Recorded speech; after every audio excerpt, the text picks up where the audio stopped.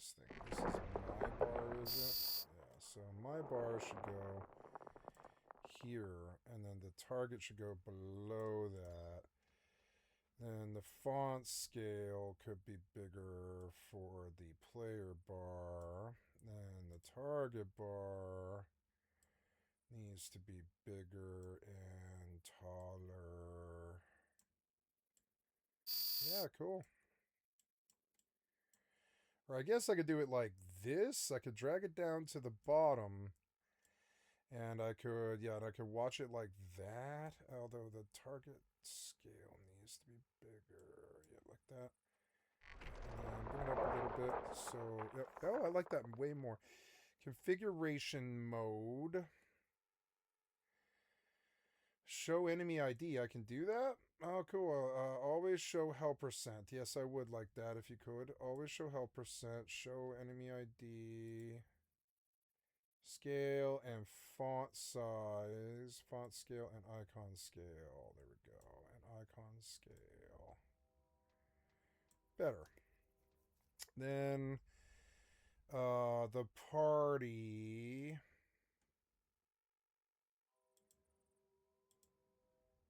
Player, target. It's hard to do this because I'm full.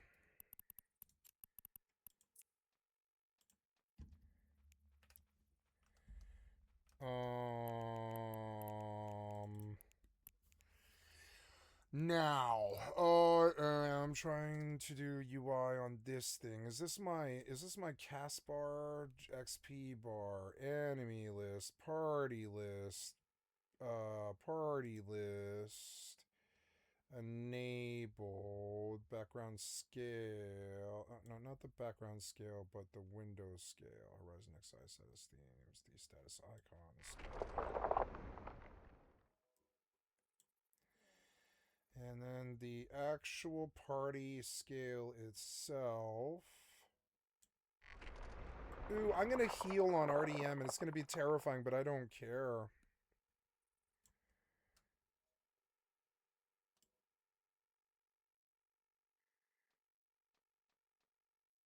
Now, I usually put this down here, but maybe I'll actually put it over here now. Yeah, that's better. Font scale. I want the other scale bigger. No, that's not it. Party B alliance. Oops, no, not the party bar. The party. I want the party to be bigger. Font scale needs to be bigger. Job icon scale a little bit smaller, and the entry spacing. So, yeah, now bring it over. Good. Actually, wait. What I want to do is I want to move you over to here. And you over to here. And you right here. Yeah. And you down. And then bigger too. I want the party scale bigger. Yeah, like bigger. Yeah. Better. That's way better. And then the font scale could be bigger. Yeah. Better. Fucking sweet. And then end this for now. There we go. Cool. Better.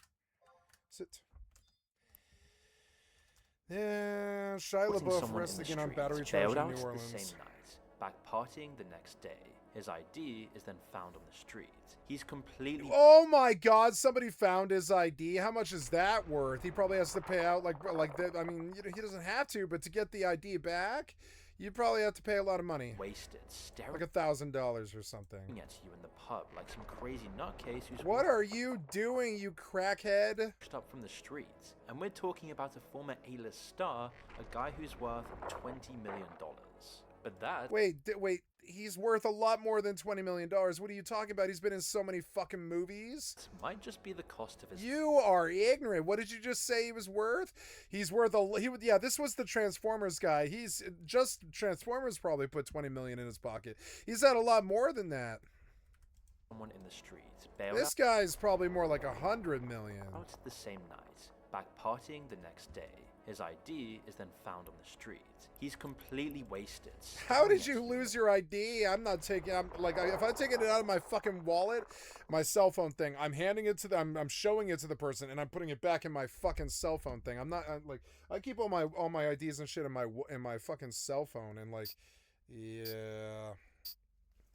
I'm not letting that credit card leave my hand. I'm sorry, not credit card. Well, credit card I will, but not ID. ID is not leaving my hand. It's not happening. Maybe you've just never been poor, I guess. Pub like some crazy nutcase who's washed up from the street. You look like a nutcase. Why are you just sitting there? Star, a guy who's worth $20 million. But that might just be the cost. 20 million? I don't think so. I think it's more than that. Meaningless. He felt ashamed of achievements that most people can only dream. Oh, is that where he's from? Was he Dewey on Malcolm in the Middle? I think he wasn't he? Is that where he's originally from? Let's look at the cast of Malcolm in the Middle. I'm fairly sure. I hated Malcolm in the Middle. And I didn't know that Bryan Cranston was good until Breaking Bad. Frankie Muniz. No. Dewey was Eric Per Sullivan. I've never heard of him before. Frankie Muniz. Boy, he looks weird and demented now that he's not a kid anymore. No. Okay, so I guess not. I thought he was Dewey, but no, I guess not, huh? All right. He was simply not compatible with any of it, and it destroyed him. All these movies, I have big shame about these movies. They don't mean anything. And I felt like I was living a life that was meaningless.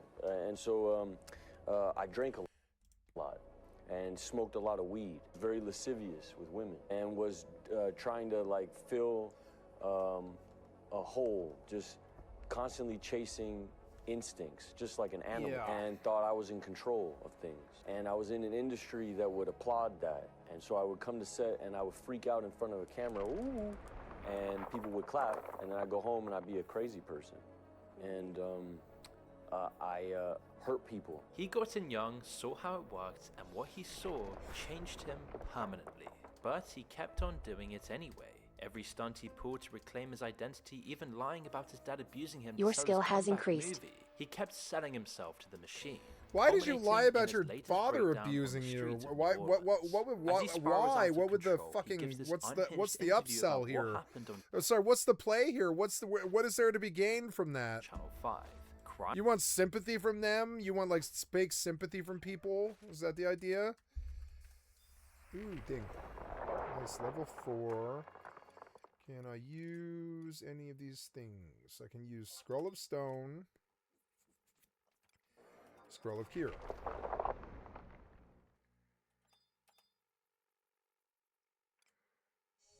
Scroll of... No, I can't use poison yet, but I can... No, I guess not. But all the rest of them I can. So, oh, yeah, I can wear this rabbit mantle now, which is nice. It's another 2 defense. Should have looked at earrings, but I don't really care. I wish I had leveled in Bastock because I would like to go get that accuracy earring, but alright, just pull. Oh no, I need to make a macro. First, we will do dot, and then we will do stone spam. Attack T. Weight 0.5. MA stone T weight 5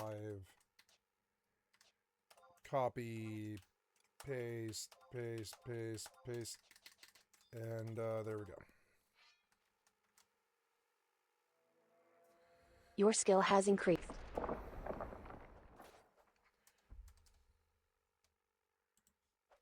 Turtle WoW, Project Ascension, WoW Circle.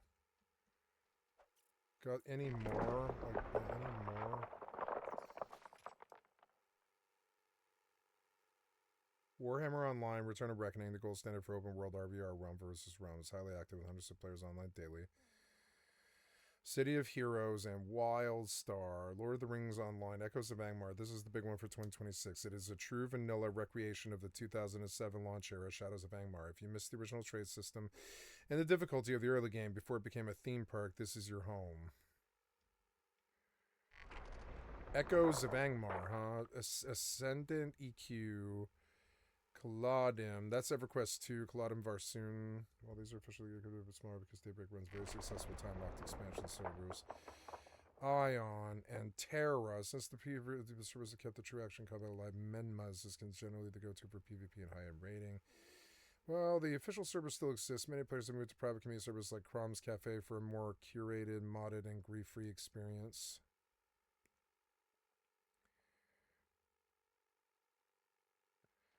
EQ Corm.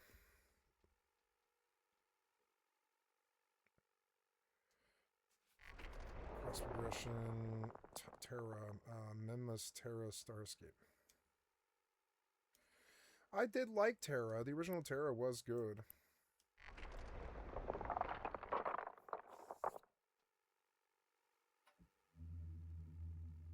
Terra is the closest thing we've ever had to a Secret of Mana sequel, because it plays like Secret of Mana. It plays exactly like Secret of Mana, except it's 3D. It's like a 3D Secret of Mana. It was so fucking good. You hold up and you charge all the way to 5 bars and you let it go, and it really hurts. You know, I liked Terra. Terra was a great game.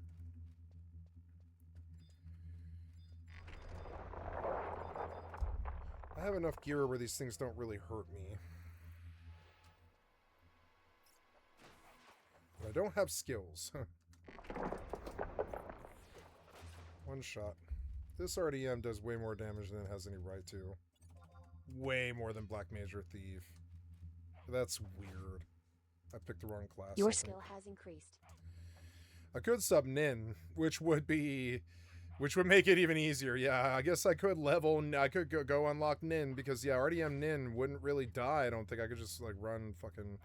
It's not as good as it used to be. Your skill has I don't really increased. see a difference between RDM and Nin.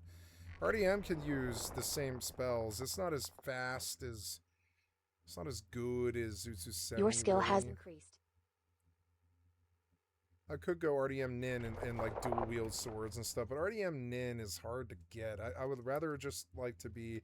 I think I want to run Red Mage, Black Mage, because I probably need Elemental Seal more than I do Divine Seal. Or no, I need White Mage, huh? Because I'll heal to the top, and I will use like tricks, like if I feel like I'm going to die.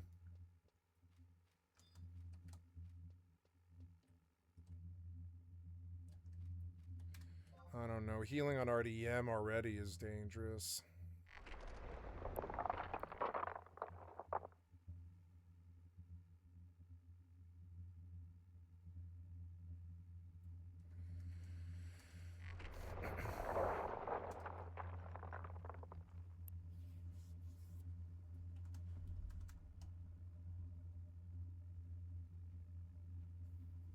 Crom's Cafe, huh?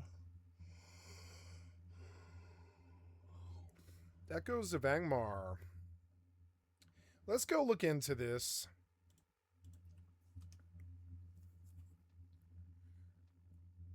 Oh, that's an Eno and Zur song? Wow. Is it good? A big pimple on my neck.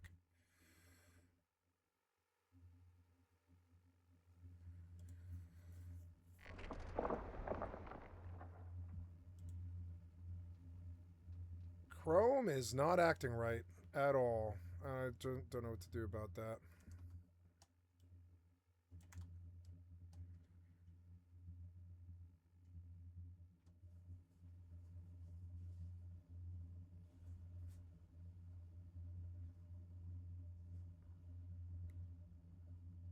I want to be a... Why did we time out? It's just some website. What is going on? No, this is you. This is Chrome. Why are you acting like this? Oh no.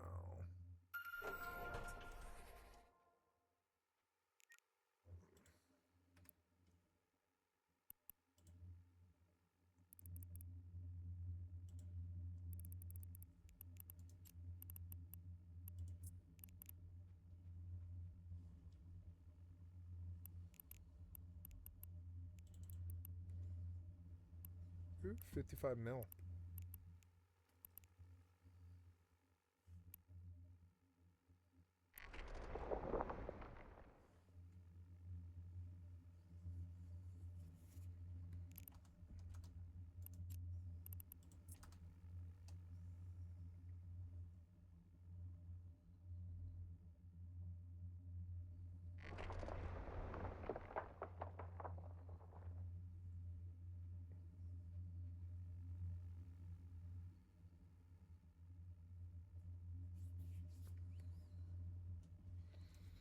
No, right. Terra is a bit too action based. It would be fun, but it's like a little too action based.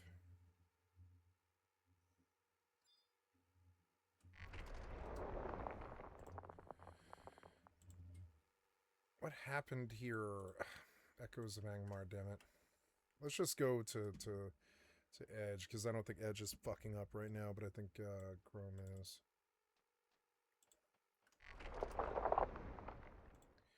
This browser seems way faster than Chrome for some reason. Kinship. In Tuluba. The Knickerbreaker Society. Knickerbreaker. The White Wolf. The Mellowship. And the Ritters von Rohan. New Wo Hop Shing.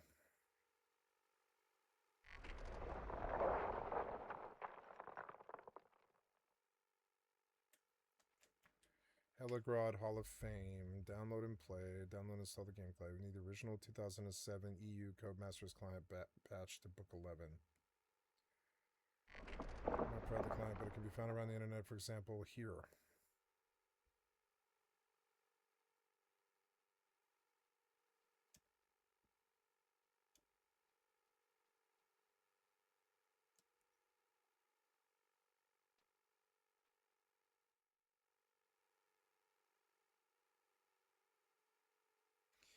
Nope. Too complicated, too annoying, unfortunately. Maybe I need to sign in, I guess.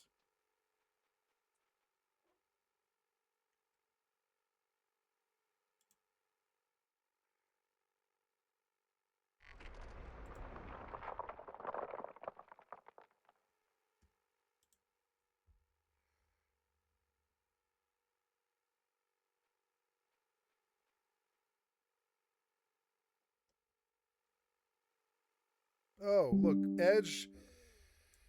Yeah, they really want me to use Edge, and I will if you don't fucking stop fucking up like this. I will move from Chrome to Edge. I'm not scared of doing that. I don't care. I'll use both. I don't care. Tamper Monkey, good. Yep, all this stuff. Yeah, good. Autocorrect for YouTube. All that stuff. Yeah, this browser seems way faster than Chrome for some reason. I don't know why, but it does. It feels way better. Will you actually, like, run?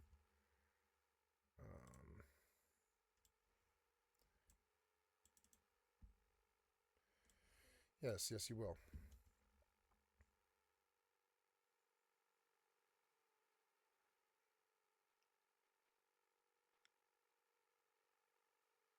Somebody's killing somebody in Yellowstone.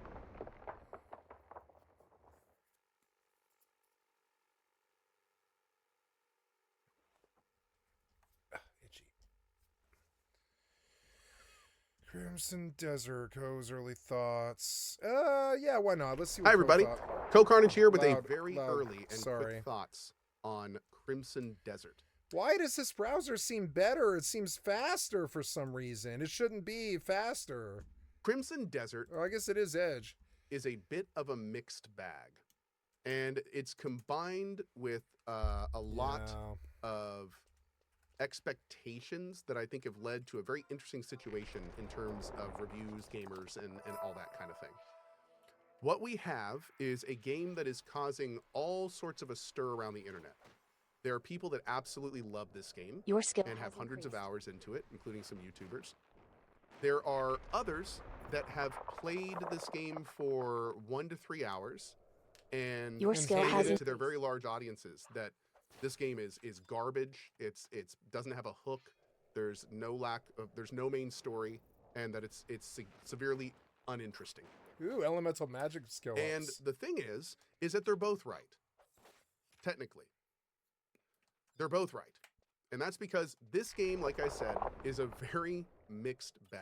Now, let me start at the beginning. A lot of folks think that Crimson Desert is like a Witcher 3. Or it's an RPG. It's a game that they're expecting to have a hook early, that they're expecting to have a bunch of streamlined systems, levels, stats, experience. They're wanting the big story in the big RPG, because frankly, on the surface, that's kind of what this game looks like in some ways. And when they played this game, The beginning of the game, the bit that I've played, very tutorially, lots of systems to learn, not really much of a story. There is some story and lore stuff going on, but it's not like a traditional, like, here's the hook kind of thing. It's more of a to keep you going through the world. And the thing that's so interesting about this project is that is a choice, and that is an okay thing to do. But there's no question that it has caused a huge variance of receptions about this game. I'm approaching this game as an action sandbox, like Valheim. I'm playing this game to explore the world, to see all the little different things I can do, to explore all the locations. For me, going in with what my expectations were, this game is awesome. Your skill has increased. So far, I've really enjoyed it. I'm getting new mechanics all the time. I'm discovering things and seeing new locations, and it's been great. I've loved it. If I was going into this game expecting that Witcher 3 experience or looking for the hook, quote unquote, I wouldn't have found it by now, and I'd probably be pretty frustrated. So, I get where people are coming from with that. All of this being said, it is also important to mention that this game does have some what I would just call 50 mil problems. This game has some problems. Particularly, the control scheme and the ability for the player to manipulate it is a problem. There are some control decisions in this game that I will safely say, how we always say game dev is iterative, where a game will come out and then future games can learn from it. I feel in some ways Crimson Desert is a de-iteration. I feel like the game dev world as a whole has come Oh up my with much god. It pulled my links from like 30 years ago. No, not that long, like 5 years ago, 6 years ago. Yeah, this is all how to steal $3,000 in less than 2 minutes with Venmo and Siri. Jesus Christ. Oh my god. Damage Dealing 101, I remember that. Frameless for Netflix, yeah, I remember that too. Necrotic Wake and all this. Necrotic Wake, Mythic Keystone. Anyways, I want to go and import. I want to import my settings. Import. Can we import browser data from Google on each launch? Yes. Import.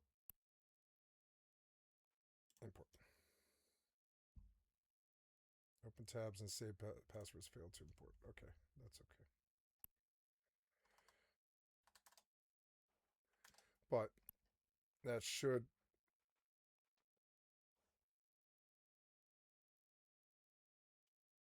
import now.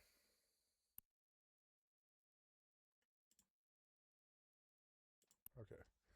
So, but you don't look like how I have it set up. So how do I have it set up? I have... Now, you've imported. Do I have to reopen you? Let's see. Yeah.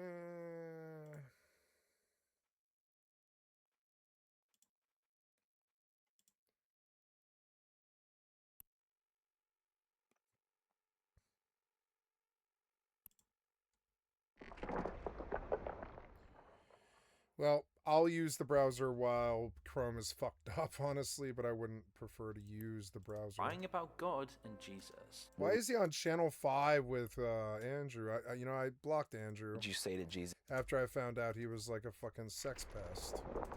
this if you could meet him? I won't say shit. Really? Nah. But I'll kiss him. Laughing about prison and sabotaging Your skill his has own court increased. case. Went right back to the fucking French Quarter. It was about to be the fucking Zulu parade. Who gives a fuck, though? It's another experience. Yeah. Jail will be another adventure. Your skill has This increased. is the only Shire everyone knows today. There's regret and repentance buried inside there somewhere, and it's clear he's paying a price most people couldn't even imagine. I put a gun in my mouth. I was ready to kill myself. So what actually happened? It took only a few years for Hollywood to seemingly tear him apart and turn him into one of its most tragic stories. Because this is the Shire we still remember from before. Even Stevens and Hall is a fresh-faced, relatable kid who made people feel good about life. or Disturbia when he's sitting at home playing games, spying on his neighbors. He was all about growing up with no responsibilities other than messing about with your friends, going to school and just playing pranks on the teachers, stumbling through bad situations, getting in trouble, and yet Your skill somehow has still increased. coming out on top. This is how Shia's career took off. Hollywood needed a relatable guy who represented young people, and they nailed it. What would your father think? What the fuck's the matter with you? You're in Holes. That's one of the movies you play Stanley, a young boy falsely arrested for stealing, subjected to unusual punishment. You can see exactly what they saw in him and why this was so marketable. With more and more fame coming his way, he later admitted he knew the risks, like when he said this. Once this success starts, it's almost surreal and you can't believe it. The world had been handed to me on a silver platter. I did not know why. It was just sort of handed to me, and I had a hard time coming to terms with that. It's like being a trust fund baby. Yeah, you're gonna f up. But it didn't prevent him from getting completely sucked in, and that's exactly what happened. Shia's latest antics are the endpoint of a decade-long bender that probably kicked off when he released a short film called HowardCantor.com. It looked amazing when it aired at Cannes Film Festival, but turned out to be an almost shot-for-shot adaptation of a graphic novel by Daniel Close. The dialogue, structure, and narrative were all stolen. He hadn't credited Daniel at all. He hadn't even asked for permission, or even tried to hide any of this. And instead of apologizing, he doubled down, and what he did next shocked everyone. He goes on Twitter and starts apologizing, but every single apology is plagiarized too. He lifts lines from Tiger Woods, from Kanye West, from government officials, one after another, and when people catch on, he doesn't stop. He hires a skywriter to scrawl "I am sorry, Daniel Close" across the Los Angeles sky. Then he tweets some definitions of the word cloud. Cloud, vapor floating in the atmosphere. Remote servers used to share data to make it less clear or transparent. Maybe it was some poetic genius about an industry that's just vapor. A cloud that appears huge, imposing, but it's mostly full of gas. Or maybe he was just high as a kite at the time he wrote it. With Shia, you just can never actually tell, as at this point he's already an enigma. Either way, the ridicule was off the chain, and the industry stopped forgiving his eccentric personality as soon as it became a genuine liability. But instead of backpedaling and apologizing to reinvent his career, Your skill Shia has doubled increased. down again. He sets up an art installation at a gallery in LA called I Am Sorry. For 6 days, he sits in a small room wearing a tuxedo and a paper bag with "I am not famous anymore" written across it, all while members of the public are let in one at a time. They chose an object from a table on their way in. There's a whip, pliers, and a Transformers toy, a bowl of printed out hate tweets about him. Then they sit opposite him and do whatever they want. He doesn't speak or move, but just takes whatever comes his way. This is a direct inversion of the Hollywood dynamic. Instead of performing for the audience performs on him. He's making himself the product and letting people consume him in the most literal, uncomfortable way possible. And it got pretty weird. One woman, he later reveals, whipped his legs for 10 minutes and then sexually assaulted him while her boyfriend waited outside the door, and he didn't even break character. Now this, like a lot of modern art, will divide people into two camps. If you're in camp 1, you think this is a pretty cool stunt, at least original. If you're camp 2, you think this is pointless, pretentious celebrity drivel. But regardless of what you think, it's definitely not normal behavior for someone who's appeared in Hollywood blockbuster movies. Someone who appeared in Transformers, Fury, Indiana Jones. Hollywood stars are not known for their self-criticism. They all stay in the same self-protected bubble, where everyone's always sucking up to them at all times. When they're not on a promo run or hitting the red carpet, they overwhelmingly spend their time chilling out in the Hollywood Hills drinking champagne, looking down at the streets below. All while they attend secret mansion and island parties. But as you can imagine, Shia wasn't in the files. He said he hadn't even bothered to follow Epstein's story at all. All these documents are dropping. Nah, I mean, nah, bro, I was fucking chasing ass on Mardi Gras. What do you mean? I wasn't paying no attention to Epstein files. Nah, this shit is beyond me, bro. I don't get into this shit. But these first stunts were only the start of a very unusual Your skill rebellion has against the industry that built him. He's booted off a stage production of Orphans after clashing with Alec Baldwin, and instead of keeping this quiet, he tweets his private email exchange with the cast. Then he turns up to the premiere of Lars von Trier's Nymphomaniac wearing the paper bag again, this time on the red carpet in Berlin. Then he Your pushes this skill even has further. He films 36 monologues for art students at Central St. Martin's in London. One of them was a deranged motivational speech where he screams, Just do it! while clutching his crotch, which everyone ripped on. He released this under a Creative Commons license to make sure people could use it for whatever they wanted. And it goes even further than that. Rob Cantor, a musician from an indie band called Tally Hall, was helping his friend move a couch when he whispered Shia LaBeouf into his friend's ear and they burst out laughing. It then turned into this. It's an absurd fantasy of Shia as an actual cannibal hunting people in the woods. This went mega viral and was turned into a full theatrical production featuring the Gay Men's Chorus of Los Angeles, the LA Children's Choir, a string quartet, interpretive dancers wearing a giant Shia LaBeouf head, and the whole thing performed completely deadpan as though it's a serious orchestral piece. Now you might think this is a massive joke at Shia's expense, but if you watch to the end, you'll see the camera pans, where it's Shia himself in a tuxedo doing the Citizen Kane clap. He was in on it. He acknowledged the meme on Twitter before that too, writing, "You beat me." Millions of people probably know Shia for that one clip instead of his actual movies. It's the same meta-comedy weirdness he acted out in his art pieces. He's pushing himself into this liminal space where he's both laughing with and at himself. But we still haven't reached his most ambitious and polarizing stunt yet, which saw him basically lose what little support he had left from at least half of America. On the day of Trump's inauguration, Shia set up a livestream camera outside a New York museum. Anyone can walk up and say he will not divide us into the lens. It's supposed to run for 4 years, but it lasts 6 days before he's arrested on camera after shoving someone who says Hitler did nothing wrong. The museum then shuts it down within 3 weeks, so he moves it to New Mexico. Shots are then fired nearby, so it's shut down again. So he goes underground. He plants a flag, just the words "He will not divide us," in an unmarked field somewhere in America. There's a camera pointing at the sky with no landmarks or clues, just a flag and clouds. But 4chan then finds this in 38 hours. They study play contrails and cross-reference flight radar data. They find a photo of Shia at a Tennessee diner on social media.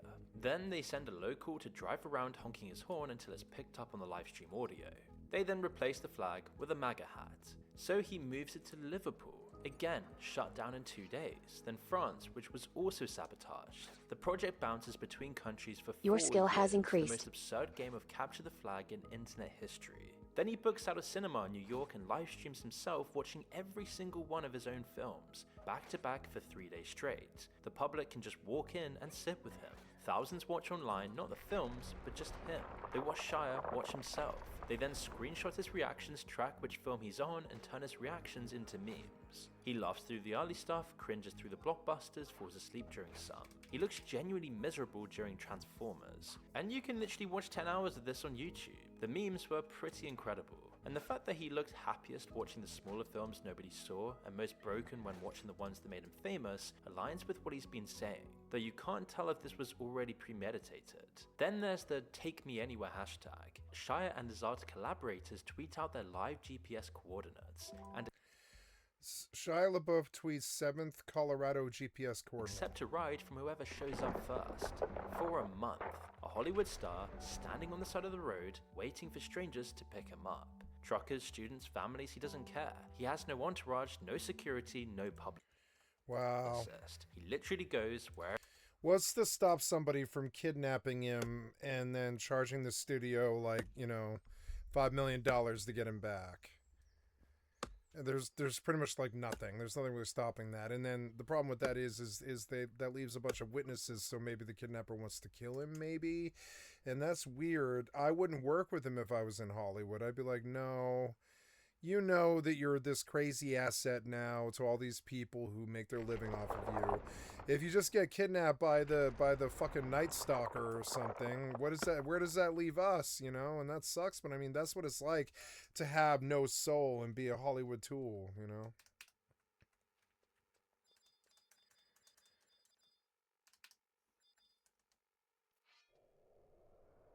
Your skill has increased.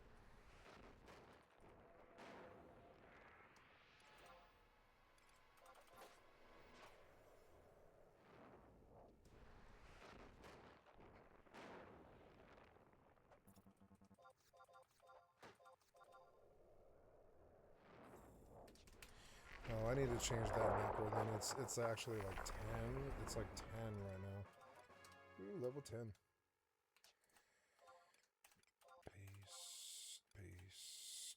Paste.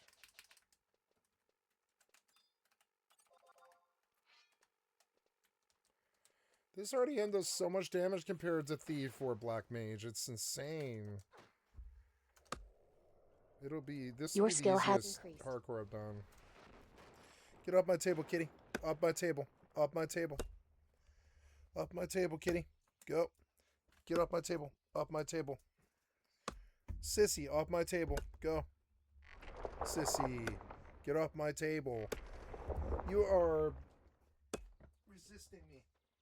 I want you off my table and off my computer. Go. Oh, kitty, get off my table. Look, I almost dropped you. Be careful.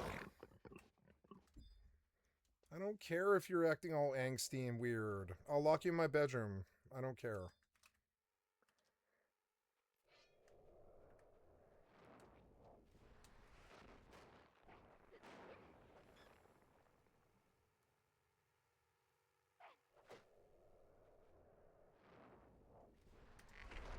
Your skill has increased.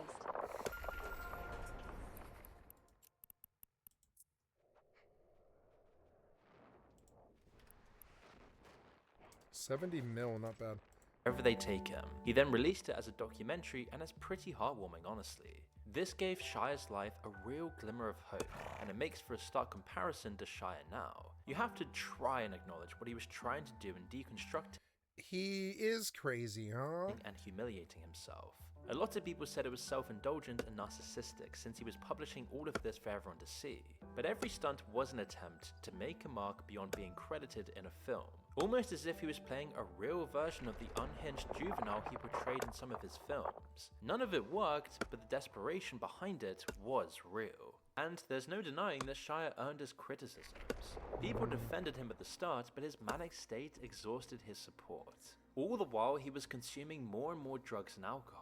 He was arrested during a live performance on Broadway after sexually assaulting the lead, all while smoking repeatedly inside and being extremely intoxicated after downing multiple double whiskeys after arriving. Around then, James Franco stepped out of the Hollywood line and actually wrote an opinion piece comparing LaBeouf to Marlon Brando, arguing that both were rebelling against a system that forces actors to become their public persona. Franco frames it as LaBeouf trying to reclaim his public persona through performance art, and we all know what eventually happened to James Franco later on. But at the time, no one Do we? What? I don't remember. What happened to James Franco? took this opinion piece seriously. The industry is now fully set on smothering an evidently sick person with mental health and addiction problems. And this isn't the early 2000s or 90s when no one cared. The industry had gone through tons of public breakdowns like Britney, Amanda Bynes, and Lindsay Lohan. It's just an endless list that raised serious questions about their duty of care, but no lessons were learned.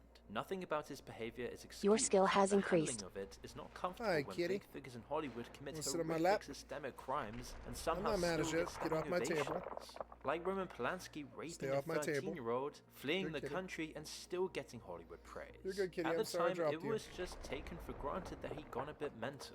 Like when Kimmel casually introduced his appearance with this line. You seem to have gone crazy since the last time I saw you. Is that Does true? seem that way, doesn't it? Yeah. Yeah. Your skill has Yeah, I guess increased. I have. This hits harder because Shire once embodied the optimism of youth, but now he started to embody that optimism being destroyed by the realities of life. All the I time he'd think been this climbing the macro ranks, could his get me home life, he killed. said, was littered with domestic violence. His father was a drug user with PTSD from 3 tours in Vietnam, who spent 3 years in prison for attempted rape in the 80s. Even at a young age, he quickly His realized father he was a wasn't so much a rapist. star, but a product. A product being sold to make studios hundreds of millions of dollars. He starts self-medicating with weed and alcohol, and he was arrested things for can't drunk hurt driving me. after crashing his car with a Transformers co-star Hi, kitty. inside. Oh, It's the first in you're a a good string of kitty. I'm arrests, sorry I kicked you alongside off my behavior table. that only gets more bizarre You're a as good time kitty. I'm goes not on. unhappy But the with chaos you. didn't hurt him at Your first, skill has it increased. helped him. He even admitted that his off-screen shenanigans actually made him more appealing to Hollywood directors at the time. For the industry, it's free marketing. They make an authentic child star. He's a bit unhinged, but so what? It's Hollywood. So Your they skill leave has him off the increased. hook. Off at the back of Transformers, Indiana Jones was next, and would be the pinnacle of his career, starring again as the unhinged rogue that he Oh, that was him? But this turned out to Yeah. be a total nightmare. As he began testing Hi, the levels, kitty. his behavior becomes You like more getting up in my outrageous. face He a lot. confessed he didn't even What's love up with acting. you, kitty? He'd come to hate it, and everyone linked to it. He hated this entire fake Hollywood life, off it. as his initial plan, the drive behind his career to begin with, was simply to help his family. That's his mom. He was just 10 years old when he saw other kids doing stand-up comedy, then found a number in a phone directory, called the agent, and talked his way into getting some gigs. This is why he seems so legit compared to all these other actors, as he's not some rich kid lifted from a showbiz family backed by expensive drama school training. So by the time Shia was old enough to understand what he traded, the transaction was already done. And none of it worked because his family was still a mess. Money wasn't fixing his problems. This entire life he dedicated himself towards wasn't doing the thing that it was supposed to. And all of his efforts, he'd seen it for what it was. It wasn't art at this level, it was a money machine. He was the tool used to do just that. It didn't square with him for the simple fact that he didn't have an institutional state of mind. Compare him to someone like Harrison Ford, their universes apart, yet pretty much co-starring in one of the biggest movies of the era. Created by the key figures in the Hollywood elite like Steven Spielberg, people at the top, people like Harrison Ford, learned the game decades ago. You show up, do the work, go home, say nothing. The old school model. But the new model of Hollywood is stranger. There are a handful of people in Hollywood now where you genuinely can't tell when the on-camera version ends and the off-camera version begins. The Your Rock is skill the has top of that increased. pyramid. He posts a 4 AM workout video every day with the same grin he's had for 20 years. Is that Dwayne Johnson or is that The Rock? Or does it even matter? Shia's real and performative self bleed together in a different way. The real and the performed don't merge, they're at war. He can't fully become the product because something in him keeps rejecting it. But he can't go back to being a normal person either because he hasn't been one since he was 10. So he's stuck in between, too honest to fake it but too damaged to stop. The Rock never admitted to steroids. Shia admitted immediately he was taking them on his role for salvable. I was about to die. We had a cardiologist tell me Your skill has I was increased. on like all kind of weird steroids, like not steroids, but it's called SARMs. You know what that is? SARMs? No. He's been labeled as the millennial's Mel Gibson, and you can definitely see some parallels at this point. They both peered inside the industry and just couldn't ignore what they saw. Mel was Shia's hero, and even recently said he wanted to Your shake skill some has sense increased. into him because he Mel knew what that was Gibson. like. Shia, like Mel, learned the hard way that if you gaze into the Hollywood abyss for too long, the abyss gazes back at you. So he started to see everyone who had helped him for what they really were, and you get the feeling that realization tortured his soul. He said that his idol, Steven Spielberg, Your wasn't skill a has genius, he was just a businessman. So Shia turned on him too, making bitter headlines everywhere. I remember talking shit to Spielberg. I mean, there was no director who ever directed me. For the first time, he didn't just resent the industry, he wanted to destroy it, and he chose one of the most powerful men in Hollywood. By this point, it wasn't about his behavior anymore, it was about his innermost self. He no longer came across as friendly, as someone who had issues but also had people's best interests at heart. I don't know if I would Instead, it was talk shit to corrupting him Steven the Spielberg. core. He admitted to being think an I would do awful that. person at work, even I'd be bullying like, actors on "Nah, set this if man they knows his inexperienced business, do or what he unsure of says." themselves. Directors who put me on, who took me from nothing and put me on, I eviscerated in public life. Even on set, when I would sense weakness in another person on the other side of a scene, I would lean in. I wouldn't try to uplift nobody. Where he used to sell films first, now he sold newspapers. The world loves a falling star, more so if it burns brightly on its way down and creates lots of engaging content along the way. You know, I had no love in my life. I had no purpose in my life. My whole purpose, as you know, was just craft. It was just, I'm gonna be good at this thing, and that's all that I have. The only thing I care about in life is being a good actor. And that's such a vapid, shallow existence. Your skill has And increased. 3 emotions that I toggled between, which was, I would feel anxiety, depression, and excitement. This was the exact state Hollywood wanted him in at the time. This was the instability it rewarded, until it didn't. Once his worsening mental health, evident addiction issues, and psychosis took over, the list of people willing to work with him was dwindling. What are we inventing a whole step for? Where did that come from? Who is the director who came in here and started to stage the scene? You're obviously the director. Yeah, but I'm not having a chance to. His toxicity isn't tolerated anymore, and he became unemployable. It was finally time for an intervention, so he goes to rehab. And it's at this point, everything looked like it was about to change. While there, he's told to write something, anything to confront the demons. And what he writes is truly phenomenal. He delves into the trauma that created him, his brutal upbringing, his abusive and cruel father. It was a searing account of personal pain, and it's a script for his biopic Honey Boy. He got his dad to sign off on it by lying to him that Mel Gibson, their hero, would play him. Did you tell him beforehand this? My dad's a pretty off-color character. He wasn't like too enthused about me playing him, you know. I don't know how you are with your dad or how you guys are with your dad, but my dad wasn't trying to have me Your play skill him, so has I lied to him and told him that Mel Gibson would be playing him. After leaving rehab, the film goes into production, and he even cast someone he'd soon fall in love with, the upcoming British singer FKA Twigs. And the film is an enormous success. He'd bypassed Hollywood, and against all odds, his career was back, just like his hero Mel Gibson had shown. So, during the COVID pandemic around that time, he then showed up alongside Brad Pitt, Jennifer Aniston, and Morgan Freeman on a celebrity Zoom about Look at how much attention they pay to you when this happens to you. You couldn't pay me to ever desire it. I would take it as a job if it meant that my family would never have to worry ever again, but I'd like, look at how much bullshit you have to deal with just to be in this business, and it's like, I don't think so, man. 80s comedy Fast Times at Ridgemont High. There he was shirtless in a car with neon sunglasses, probably high, and stole the show. It was clear he hadn't completely lost his mojo for acting, as Honey Boy wasn't just a film, it was penance, it was accountability, Hi, it was kitty. proof he'd finally forced the truth. Except it wasn't. FKA Twigs publicly accuses him of abusing her. She then goes on the Louis Theroux podcast and details a violent attack in public, where no one would intervene. After the incident driving back from the desert where he was threatening to crash the car unless I said I loved him, and ended up basically strangling me in public at a gas station, and nobody did anything. Singer Sia follows up claiming he is abusive and manipulative, and once again his reputation is shredded. Only this time he's not on the hook for destroying his own life, but that of other women, in a post-Me Too climate where cancellation for such allegations is a certainty. This morning we are hearing from British singer-songwriter FKA Twigs in her first TV interview since filing a civil lawsuit in December against actor and former boyfriend Shia LaBeouf. With his newly resurrected career crucified, Shia retreats from the limelight, and it's at this time that he has a child with Mia Goth. Now, fatherhood actually seems to have a profound effect on him. Perhaps having to put someone before himself for the first time in his life is the anger he needed to center himself after 2 decades of self-destruction.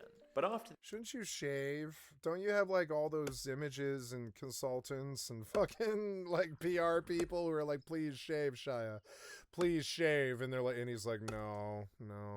The abuse allegations... I have to show the beard. He's a right-winger, isn't he?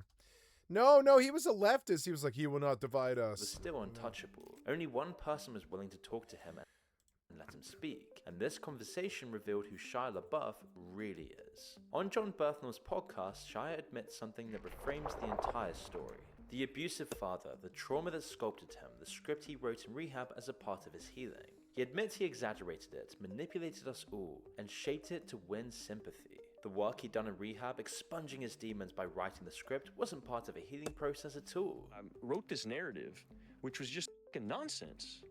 My dad was so loving to me my whole life. Fractured, sure. Crooked, sure. Like, wonky for sure. But never was not loving. Never was not there. He was always there. He was always there. He wasn't doing it to grow or get better, he just made it all up. He made himself the victim because that's how he saw himself. People who would come to me after seeing that movie asking me about how to help, and I would tell them, well, you just gotta paint with your pain. You know, and all this fucking nonsense. Honey Boy is basically like a big woe is me story about how my father is. And I wronged him. However, here he looks after several tries to have really gotten clean and taken true accountability. He tearfully admits he nuked relationships because he felt people only wanted to be in relationships or friends with him due to his success. It's difficult for a dude in my spot to receive love. Because you don't feel like you deserve it. And so, you wind up dipping on a lot of people, even when they're showing up for you. And then you gotta have like real conversations. I had to really put it out there to him, like, bro, I don't feel successful enough to be your friend anymore. Why do you talk like a kid? You are my age, aren't you? How old is Shia LaBeouf? You are my age. Why do you talk like a fucking kid, dude? You're not a kid. I mean, I guess you are kind of. How old? You are 39 years old. You're like 4 years younger than me. You're like 4 years younger than me. Why are you talking like a kid? You are talking like a kid, like bro, and all He this said shit. You are a grown man, motherfucker. Why are you talking like a child? The only thing that might actually save him from himself and what he called the poetry inside of him that tore him apart was to work at a job that didn't ask that of him at all. Like working at Home Depot, where you can take some pleasure in going through the motions. My kitty. I spend so much time in Home Depot, dog. Do you? Yeah, Why? that's a church for me. Yeah. Home Depot. Are you building a lot? Are you working with your hands up? I'm You're in Home Depot all the time. Okay, so you feel like I love you Home have a- Depot. The reception to this I was love Home Depot. I love Home Depot. People were enraged that Berthnell was giving a platform to a woman beater. They were horrified that Shia was just so much more narcissistic than anyone had ever known. For those who grew up with him, even idolized him, it was like disavowing a friend you've done absolutely everything for but can no longer get behind. People questioned what other things he'd lied about. If he was admitting he'd told the whole world his father was an abuser to sell a film, revive his career, and burnish his reputation. But there's also a lot of admiration that he was honest about it. It showed he really had turned over a new leaf. His commitment to sobriety for his daughter was poignant and relatable for many people. But it didn't last, with him showing everyone that this year is just another relapse. The Channel 5 interview reveals how fragile his mental state is right now, as he switches between moments of clarity and madness. To be honest with you, big gay people are scary to me. What? When I'm like standing by myself and 3 gay dudes are next to me touching my leg. I get What? scared. Why? You are homophobic. I'm sorry. If that's homophobic, then It is. That. Yeah. It is. It is that. Why did you bring it up, you fucking idiot? Does that happen a lot? What's with the crash and burn thing in the background? What the hell is that? Why did you use this as a backdrop for your set? It seems weird. No, it just happened one time. Recently? Well, that's why I got arrested. Oh, okay. Yeah. So you were sort of being groped and surrounded. You weren't being groped. You physically assaulted gay people. You're a gay basher. I'm not going to say that. You're a white beater and a gay basher. Because my lawyer said Because your lawyers have told you not to. Oh, fuck, dude. At another stage, he starts to talk about being Catholic and appears to be about to say he doesn't agree with gay people, before catching himself and even asking for help to no one in particular. I was like, yeah, wait, like, are you sure that you're a leftist? You were saying, he will not divide us. He will not divide us. But you seem like a right-winger to me. You just hate Trump? Catholic, bro. You know what I mean? I don't fuck with the... You are my age. Why are you talking like a 16-year-old kid? God, be careful. Count me now. I'm a Catholic. From the direction he's headed in, You're a bigot. and jail is about You gay bash somebody. the only option he hasn't exhausted. I'm and never going to support you again. You were swinging on gay people? Jesus fucking Christ. might be his destiny if he can't turn things around. Shia's life had become so surreal, past tragedy, past comedy, past entertainment, into this uncanny valley where you're watching a real person. wait, but is your it brain is it treating you actually like fiction. like a falling Hollywood star? didn't only break him. It built him from scratch first. It took a kid with nothing, gave him everything, and never once prepared him for what that would actually cost. Then when the cost became visible, it looked the other way. And when the cost became ugly, it cut him loose. But the hardest part of Shia's story isn't what the industry did to him. It's that he learned its tricks so well that he started using them on everyone around him. The exaggerated trauma, the manufactured redemption, the performative accountability. He became the thing he hated, and he stared into the abyss for way too long. And we all watched it. Every meltdown, every arrest, every tearful confession. The same way we watched one of his characters, as sold the entertainment that played on our ability to relate to him. That is the price he paid. Shia LaBeouf sold his soul to an industry that taught him how to perform everything except being a real person. And now, even when he's trying to be honest, no one, maybe not even him, can tell if it's real or just another role. Maybe I should shut Google entirely, maybe? Let's see.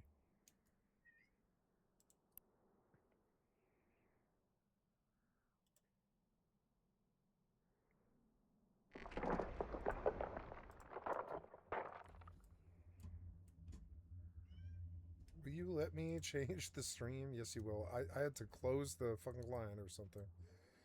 Oh, now I know. I think I will go up under EVE Online. I think I've got enough. Ugh, the viewership is fucking terrible, but it's more honest.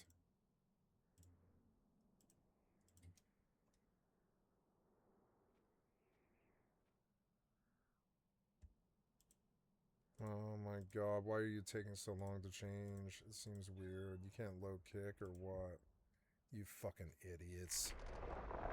Fucking software developers. Shia LaBeouf's life has... This is over, is it? Oh, yeah. No, I was like, here... Difficult for a dude in my spot to receive love. Because you don't feel like you deserve it. And so... you wind up dipping on a lot of people, even when they're showing up for you. And then you gotta have like real conversations. I had to really... Yeah.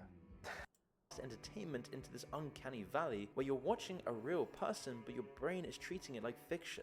Hollywood didn't only break him, it built him from scratch first. It took a kid with nothing, gave him everything, and never once prepared him for what that would actually cost. Then when the cost became visible, it looked the other way, and when the cost became ugly, it cut him loose. But the hardest part of Shia's story isn't what the industry did to him.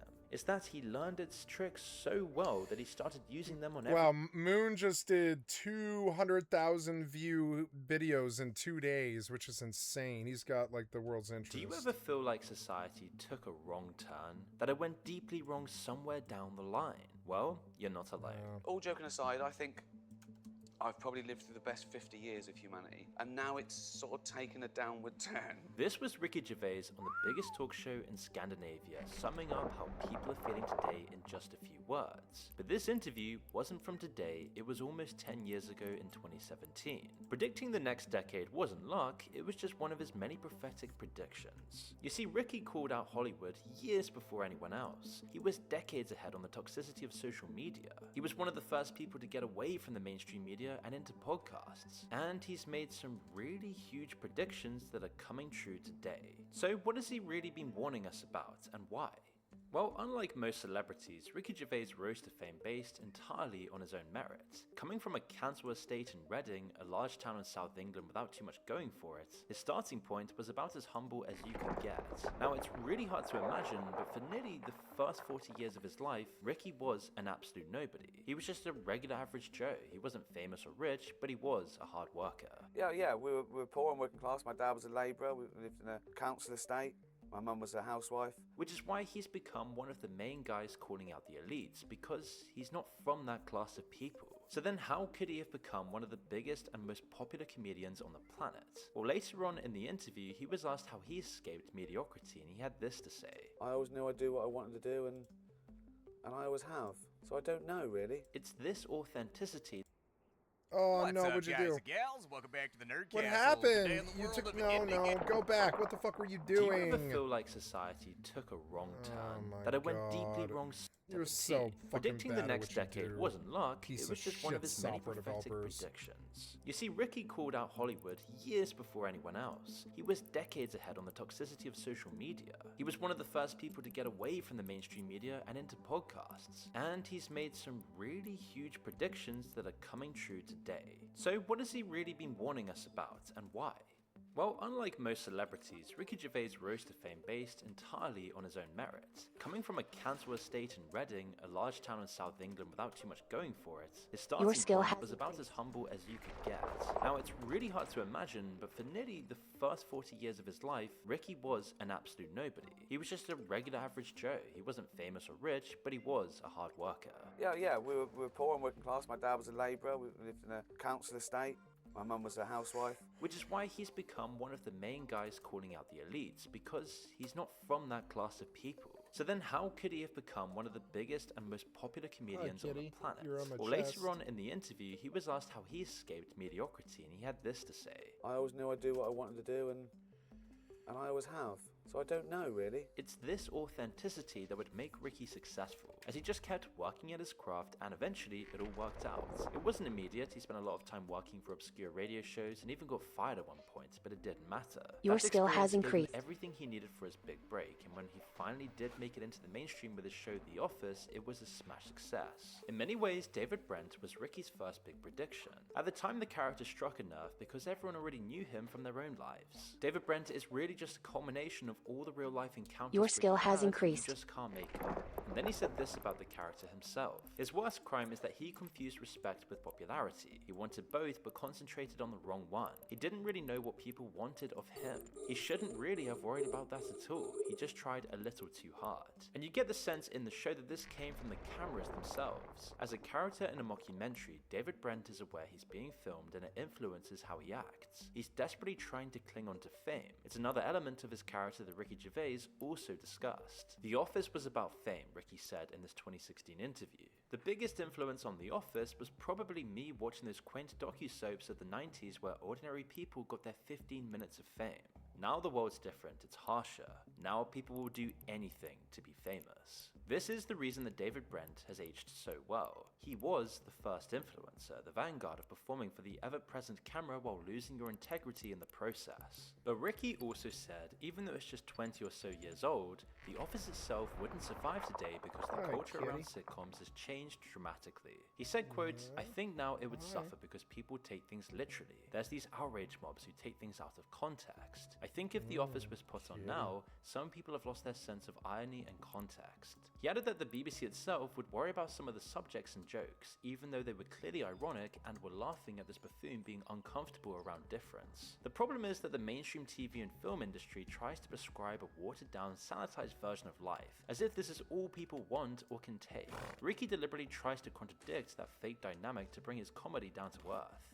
So as soon as something more honest and more realistic comes along, I've heard it said, an executive said, "Oh, can people take that? This is fiction. Their real life is worse, it's scarier. They've actually gone through it. Of course they can take it." After years and years of watering things down for this imagined palette, and I deal with taboo subjects for that reason, because I want to take the audience to a place it hasn't been before. Ricky will have a lot more to say about social media, but even at this early stage, he could see what was on the horizon and he leveraged that fast side to make one of the best and most watched comedies ever made. It wasn't just popular with regular audiences either. Every celebrity under the sun wanted a piece of Ricky and his authenticity, even David Bowie. Now, David Bowie was a man who was truly larger than life, and he saw something in Ricky. The respect went both ways. David Bowie had been Ricky's hero for years, well before he got so famous. So when they worked together in 2006, it was a dream come true. And it was truly an honor to have David Bowie personally perform a song about how much of a loser you are. But before we continue, I want to tell you about our video sponsor. Because one of the strange things about the modern internet is how much it depends on where you are. Entire websites, shows and services can change depending on your location. And on top of that, your internet provider can see everything you do online. This is why a VPN is essential, and it's why I use one. The one I use being Surfshark, as it encrypts your internet traffic and routes it through secure servers around the world.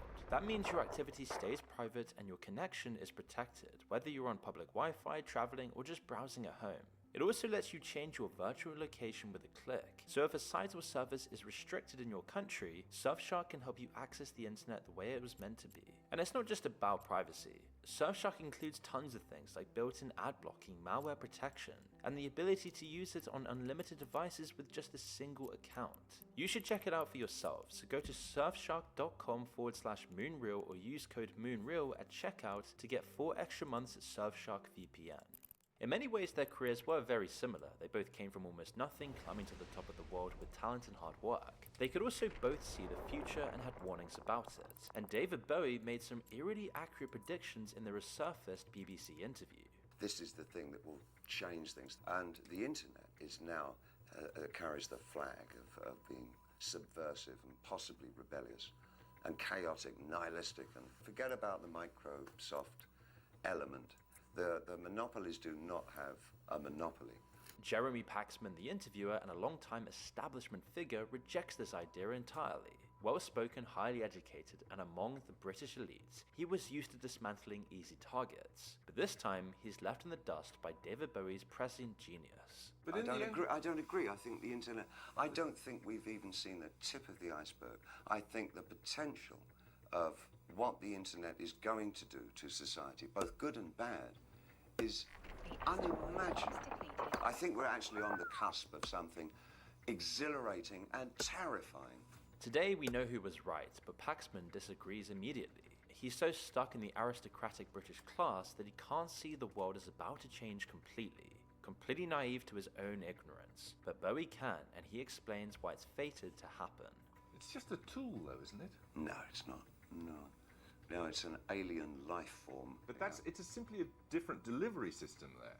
You're arguing about something more profound. Oh, yeah, I'm talking about the actual context, and the state of content is going to be so different to anything that we can really envisage at the moment, where the interplay between the user and the provider will be so in simpatico. It's going to crush our ideas of what mediums are all about. The interplay that Bowie notices and predicts is completely ahead of his time. Nearly 10 years later, it was recognized by the world at large as prod usage. The idea of an audience being the producers themselves, today it defines the modern digital world. And it could have led to one of the worst shifts in society we've ever seen in humanity. Perhaps Bowie was aware that this would happen when he talked about how terrifying this really was, but it was actually Ricky Gervais who talked about this more, way before anyone else truly understood it. Even when it was still a novelty in 2010, Gervais already had a love-hate relationship with Twitter. He talked about it in interviews far before anyone else, saying, "There's something a bit undignified about adults using it, particularly celebrities who seem to be showing off by talking to each other in public." He saw how this was a perfect tool for virtue signaling and how it was going to undermine culture. It almost made him quit, but he couldn't resist how influential it was going to be. He knew the online medium was going to be the next big thing for comedy. He even posted a few celebrity dicks like this one criticizing beauty influencers. Ricky G here, wellness and beauty influencer. As a celebrity, I know all about stuff, like science and politics. So trust me when I tell you who you should vote for. If you don't vote the right way, it's like a hate crime that makes me sad and angry, and I'll leave the country. And you don't want that.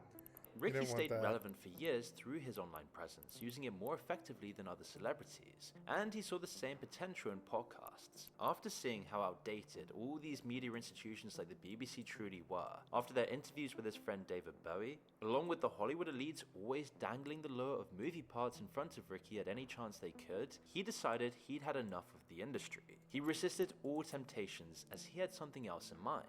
Instead of grinding it out in Hollywood or the mainstream media, he went back to the basics with funny, authentic people. By recognizing the relatable genius of a working class guy like Carl Pilkington and building a podcast show around him, Ricky pushed his star even higher. His podcast with him became massively popular, eventually spawning the whole new wave of TV shows like An Idiot Abroad. He then stayed on the podcast circuit and continued to make his own prophetic predictions, like this one from 2014. Now everyone has a platform Yes. for social media, and now even real news reads tweets. Yeah, you and see now them all people the even time. report other people's reports. So they say, well, so-and-so didn't like it, which is the most irrelevant piece of information I've ever heard in my life. Yes. You know, when it comes down to opinion, I don't care what hearsay of someone's opinion is. I only care what yours is, so we can discuss it all. It mirrors what Bowie was talking about years before. Media companies began to incorporate social media rants as part of the news itself. They framed it as a kind of voice of the people, a way for them to incorporate the democratic process. But really, it's not that at all. It's the voice of the mob, the loudest version of something pushed to the top by algorithms selecting the most inflammatory thing possible. It's also inherently polarizing, as one person's feed could easily be worlds apart from another, even when in real society they're from very similar backgrounds or even friends. The frightening thing about social media and having everything on your phone is that every one of us sees the world differently. Your world is very different to mine. How you see it, and that's on purpose. They do it on purpose. They feed Yeah, they you. shovel you what they think you want, right? It's like I've spoken to people like really close friends. I go, oh, so and so, he's a hero, and they go, no, he's a villain. I go, what? You go, look. I go, well, I haven't got that. He's done what? No, look, that. It's a completely different perception of the world. The effect on people is terrible, and it subtly turns everyone into David Brent by rewarding that kind of behavior. As time went on, it became the new normal, but it had its worst effects on the highest levels of society. The internet and the spread of information opened up their lives to the world. Scandal after scandal showed us how depraved Hollywood and Hollywood culture really are. Other celebrities like Mel Gibson talked about it and got cancelled completely. It was only Ricky Gervais who could get away with telling it how it is by using humour as a shield. Now, everyone remembers the famous Golden Globe speech from 2020. By then, it was well known that Weinstein and Epstein and Polanski had been swept under the rug. Ricky was just the first one to call them out on it in such a public and cutting way. Spoiler alert, season 2 is on the way, so in the end, he obviously didn't kill himself. Just like Jeffrey Epstein. Shut up! I know he's your friend, but I know don't he's care. your friend, but I don't care. Shut up. You had to make your own way here in your own plane, didn't you? Where he pretty much killed the entire ceremony of self-congratulation. Today, it's just a shadow of its former self ever since. But that was the product of years of resentment towards the industry. Nearly 10 years before, Ricky had gone through a very similar experience. When he hosted the Golden Globes that year, he wasn't afraid to make jokes about anyone and everyone. Some of them were actually received well. Johnny Depp played along when Ricky made fun of him. Film The Tourist, causing his career to plummet so far that he was forced to work with me on my new show, Life's Too Short. Johnny Depp! Oh boy, he's fun. They were both authentic people, and Depp later appeared in the skit from the same year. Here are my jokes. What is nastier than Ricky Gervais's jokes? His teeth. Why do people take an instant dislike to Ricky Gervais? Because it saves time. Many people in Hollywood saw Gervais exposing them too much. He made a jab about Scientology and its role in Hollywood, and that didn't go over very well with the in-house audience. It aged like fine wine for everyone else at home. Jim Carrey and Ewan McGregor, two heterosexual actors pretending to be gay. So the complete opposite of some famous Scientologists then.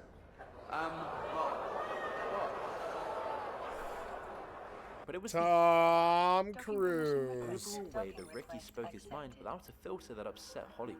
I've done it 5 times over 10 years, and it's always been the same vibe. I'm gonna sort of tease the room for the people at home watching who aren't millionaires and winning awards, you know, because people have suddenly been, you know, why didn't we vocal fill about this? How they're sick of Okay. being lectured by people. They're sick of multi-millionaires telling them to clean out their coffee jar and put it in the right bin to save the planet. And they know that 65 mil. come here in a limousine and is going to get a private jet to his island. He described the choice like this. Do I pander to the 200 egos in the room? The most beautiful, wealthiest, privileged people on the planet, or the 200 million people watching at home in their pants who aren't winning an award, who aren't millionaires. It was a no-brainer, right? And like everyone did at home, he felt it worked because it was totally justified and none of it was untrue. It wasn't mental. Everything was justified. I researched those jokes. I made sure it was fair. I wouldn't say anything to go, well, that's not fair. He didn't do that. I'd go, only tell the truth. I didn't out anyone. I didn't do anything that was not in public. I didn't do anything that was something they couldn't help. It was about their behaviours. Yeah. When he was invited to appear on The View shortly afterwards, they tried to punish him for it in any way they could. When he sits down, they almost grope him. It's uncomfortable, but then a minute later, they're accusing him of sexism. You germaphobe? No, they said keep it quick. Just go and sit down. Okay, so we can touch it? Yeah, of course. Wow. I feel like a strippergram. Yeah. A little sexist. No, it's not. Why is it sexist? Well, because you're saying that the girls are older and they need to be airbrushed. No, I think they look great at their age. Oh. Why hide it? Oh. I don't think that you lose your sensuality or your beauty because you hit 53. I'm saying, why are they hiding it? Oh, I see. That's not what I like what he The way said. that Ricky turns it around on them is genius. The audience immediately recognizes the truth, and the host can't do anything about it. Then the panel of the 5 women asked him why a show he was doing at the time only had male comedians. His immediate response puts them on the back foot. Hey, so I want to ask you about the HBO special, Talking Funny. We just saw a clip from it, right? So we got Jerry Seinfeld, Chris Rock, Louis C.K. No women comedians on that panel? Who would you replace? I don't know. Replace No, because it was 4 people. It's just 4 people. Yeah, so who would you take off? I wouldn't. I would just add. There you go. It's amazing to watch him in action, just dismantling these baseless, passive-aggressive attacks with even more jokes. He knows what's going on here. The view in Hollywood at large are feeding off of the outrage. They're enamored with Ricky because of his authenticity, his realness, and his ability to call them out for their hypocrisy. But they also have to manufacture outrage at the same time, trying to create something out of nothing. When he asks them who they'd replace on his comedy show, he's confronting the fact that these are unconstructive criticisms, simply based on made-up emotions that people might be having with no real basis in reality, all manufactured to make you conform with the mainstream narrative. By asking them to give an actual solution to point out what's actually wrong, he exposes that fact and they immediately have to backtrack. It was this authenticity that made Hollywood bring Ricky back to host time after time, and what eventually landed them in trouble in 2020, when he actually exposed them for all of their hypocrisy. As it was the same culture in Hollywood that protected the powerful and hid their crimes and their perversions for so many years. This idea that they're better than anyone else and that they were in the position to lecture the world on how to do better, when they were more corrupted and rotten than almost anyone else. This self-importance and unwillingness to stand up to clear injustices was on full show just a few years later, when Will Smith stood up on stage and slapped Chris Rock for a harmless joke, all while the rest of Hollywood did nothing, and even worse, applauded him afterwards. So it wasn't surprising that Ricky and his takedown went viral again the day after. You get catharsis from Ricky telling these people in their ivory tower how it really is, but it doesn't fully mask the tragedy of how much better Hollywood could have been. He's able to avoid that culture because he grew up outside of it. It's something he openly acknowledges. In an interview with 60 Minutes, he had this to say. And I said, why didn't I do this earlier? And she said, because you wouldn't have been any good at it. Ricky has always had to keep one foot on the ground because it's the only way he could continue to make good art. Otherwise, he'd completely lose himself in the world of Hollywood, and everything that made him great would slowly disappear. Just like we saw with James Corden, who similarly came from a working class background, got sucked up into the Hollywood elitosphere, and became everything he would have hated. But you're treating it like an insult, and it's a compliment that they would love you to laugh at them because they like you so much. because it would make them think that they're on the same level, and they're not. But it's not like someone going up to a doctor and going, "Can I take your appendix out?" Yes, it is. No, it's not. It is to We me. don't do that thing. We're not that important. The great thing about Ricky's view, unlike other celebrities, is that he understands he's just an entertainer. He understands that celebrities aren't doctors or pilots or anyone with life and death responsibility. He's perfectly willing to laugh at himself, especially when he realizes that he's fallen out of touch after so many years of fame. Brown flakes. Brown flakes, Shredded different. wheat. They're good for you. Don't try and backtrack. No. I don't know why you've never... It's like you're in this world where they don't have cornflakes anymore. No. Unbelievable. He's been saying these sorts of things for years, even if they got buried for a long time. His 2016 speech after receiving a BAFTA was laced with sarcasm as he took jabs at Hollywood and their self-importance. Well, I knew I'd won, and I didn't prepare a speech. That's all about celebrities, which are the best people in the world. You came back. Good, let's play. And what I'm taking from this is you and everyone in show business. Yeah, show the saying crowd. To me, that I'm better than Charlie Chaplin. But really, the bottom line is that Ricky is more concerned with what's going on in the world. He accurately saw what would happen as this Hollywood social media culture infected the rest of society. He talked about it years before anyone else. I don't know, all joking aside, I think I've probably lived through the best 50 years of humanity. And now it's sort of taken a downward turn. This last year hasn't been so good. And it's true, my opinion is worth as much as your opinion. But people started thinking that my opinion was worth as much as your facts. And that's just not true. And that came from people finding their groups. And on social media, they found their mobs. They found comfort with like-minded people. And it was like two armies. Well, social media is just another form of communication, another outlet. It only amplifies things. You can't say everyone's a critic, everyone's a blogger, everyone's a journalist. And all it does is just amplifies it. Twitter is like being able to read every toilet wall in the world.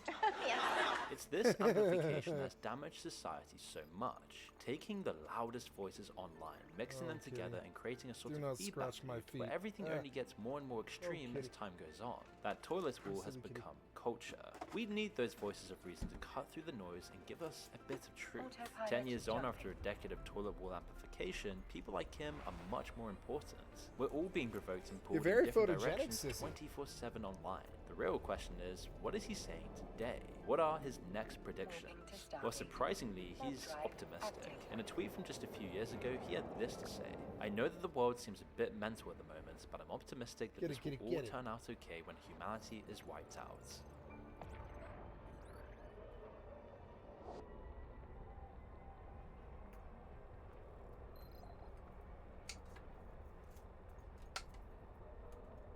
Good kitty.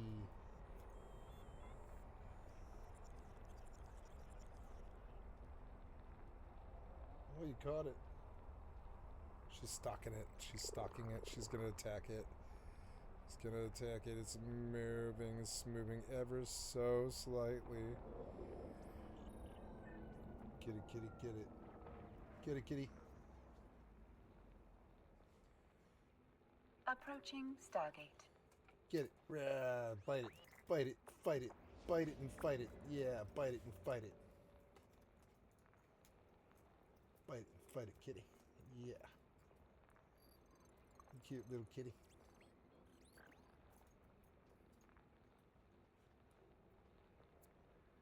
Are we moving? Yes.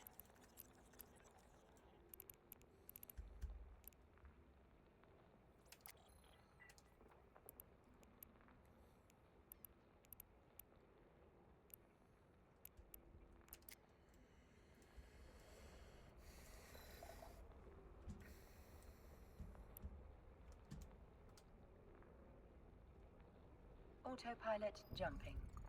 So this ended.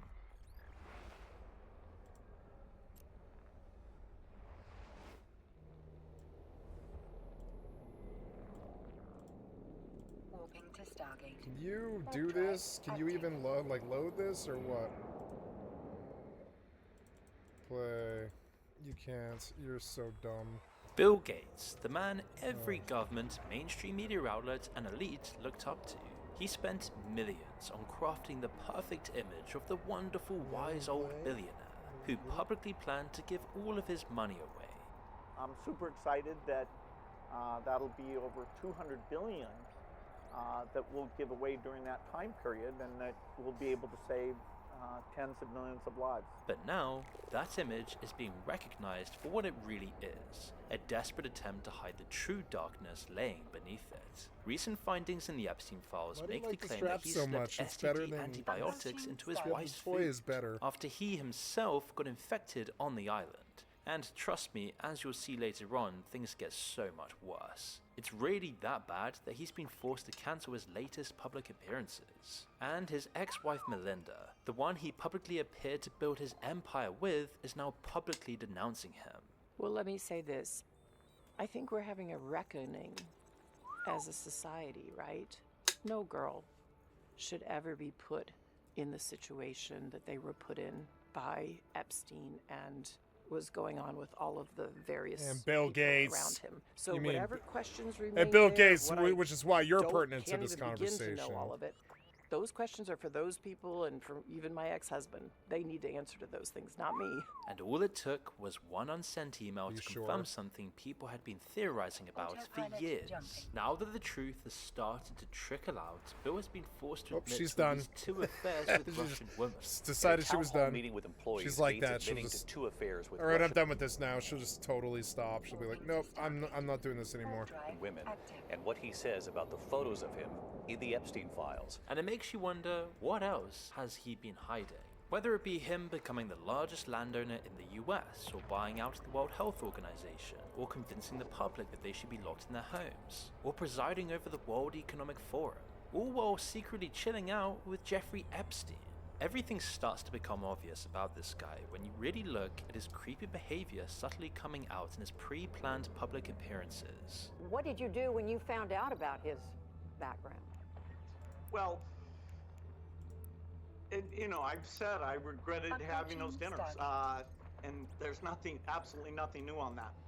We've looked at this so many times in the last couple of years. Remember I put this on my channel like year one. That was 4 years ago.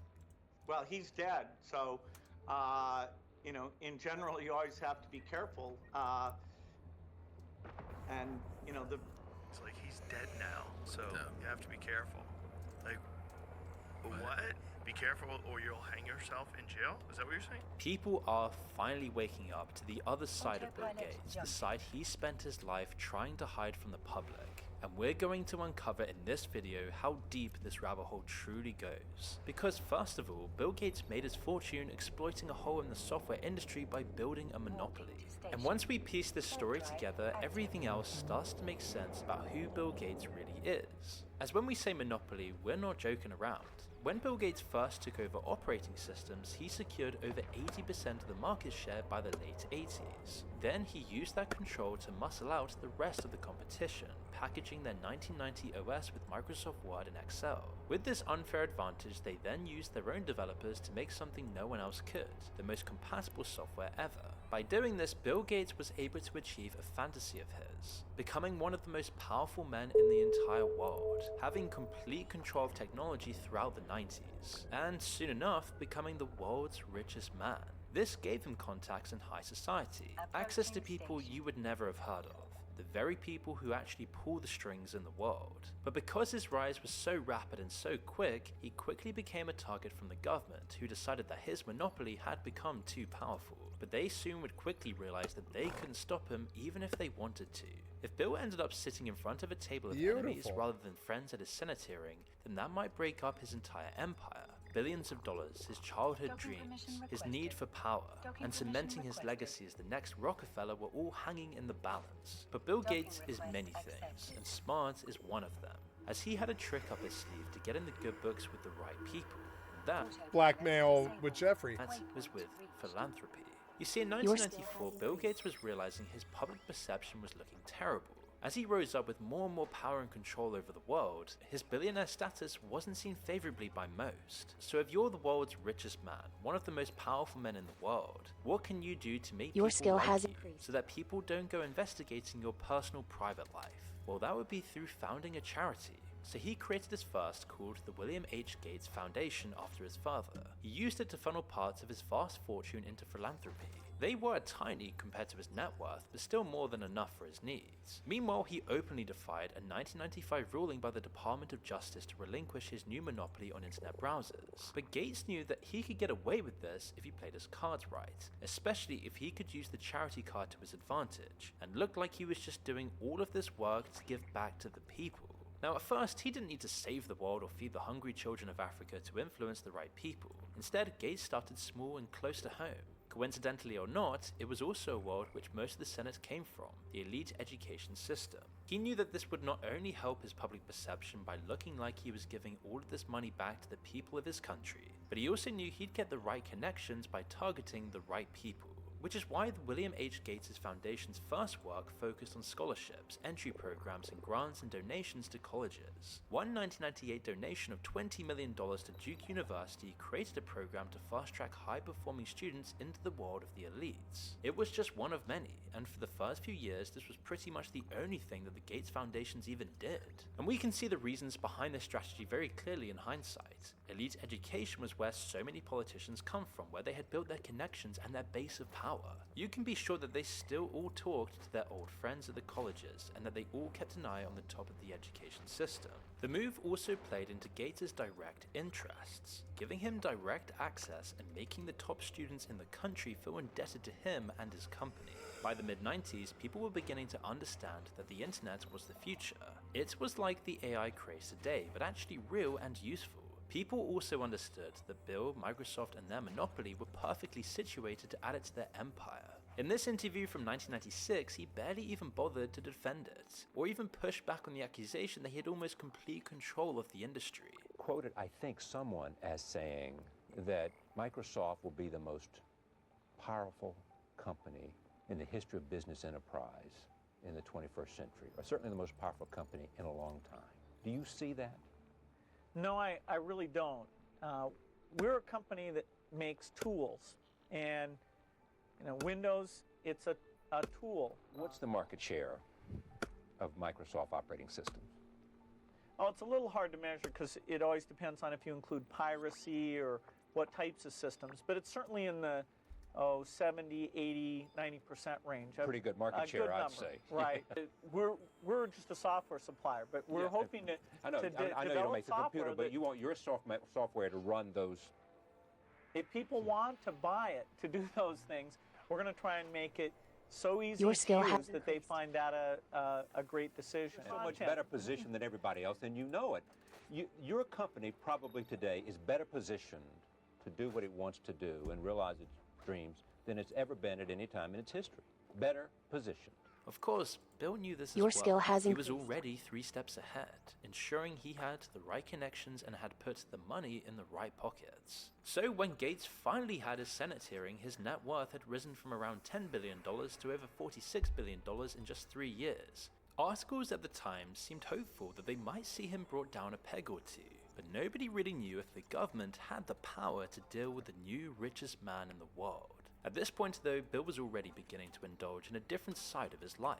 One that must have been far more interesting than his monopoly problems and potentially more dangerous to his reputation. You see, Bill Gates was a nerdy guy when he was young. He clearly wasn't your classical ladies man, and he'd pretty much sacrificed everything for business. Throughout, he really stuck with just one woman, the woman he'd built his empire with.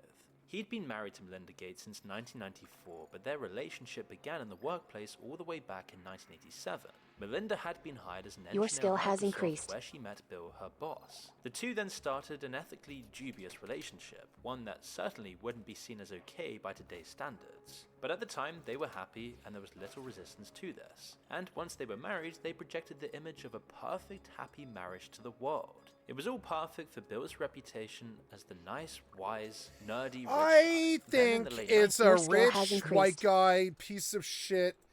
Kind of what's the word?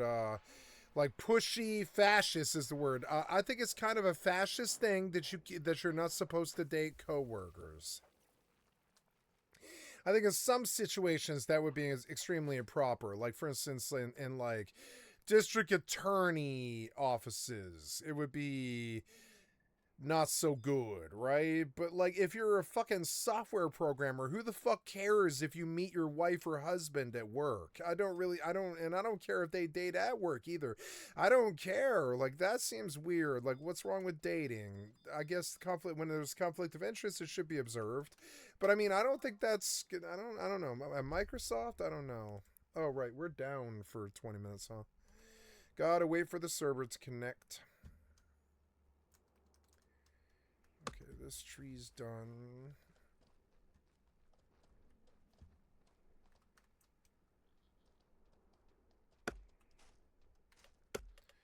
I feel like I could make some of this higher. Epic. Epic. Epic. Epic. Epic. Save. There we go. Yeah, I could make it higher, yeah. It looks better. Dang it, horse, you're in my way. Roo.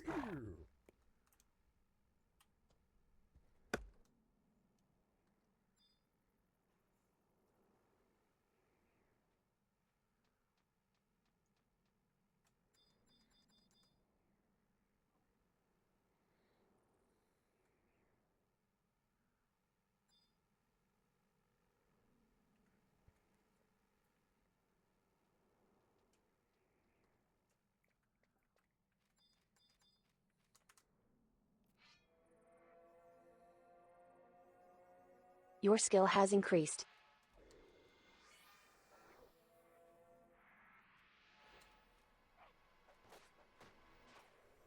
Your skill has increased.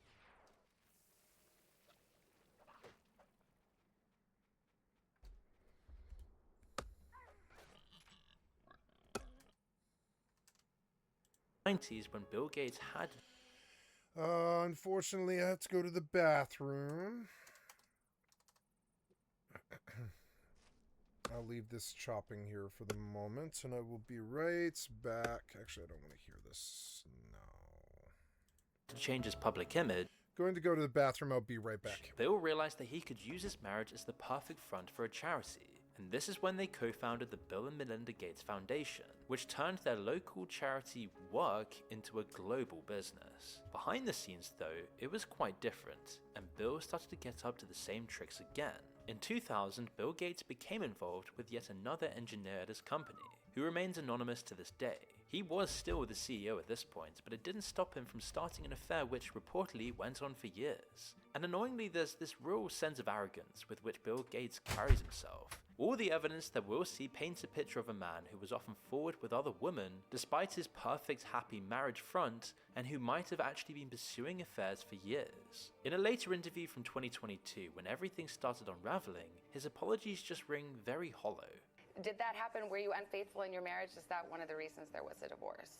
I certainly made mistakes, and I take responsibility. I don't think delving into the particulars at this point is constructive, but yes, I caused pain, and I feel terrible about that. Yes, he takes responsibility, but he also doesn't want to talk about any of the things he did specifically. Then later, they ask him about Epstein, and he says this. Why did you continue to meet with him? When you met him, he was already a convicted sex offender. And do you regret that?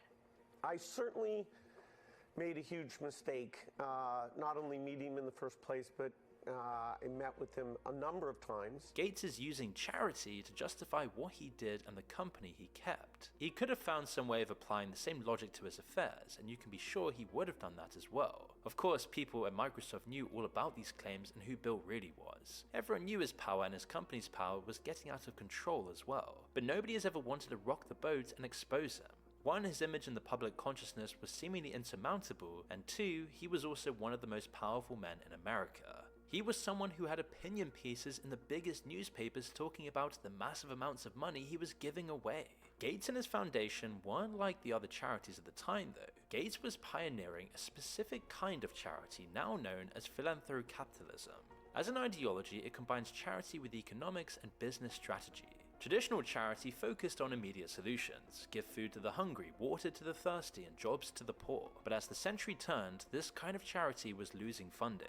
Then when the war on terror began, the Western government's bankrolling things suddenly tightened their purse strings. So in came Gates and other philanthrocapitalists to fill the gap. But instead of following the traditional methods, they wanted to run things differently, like a company. They began taking direct control of investments rather than giving out aid, focusing on data collection and reshaping overall policies at the government level. With their grip on the money, they were controlling who got the funds and how they were used, which effectively put them in control of their partners abroad, allowing them to subtly change the directions of their policies with the implicit threat of turning off the flow of aid money, which so many people now relied on to live.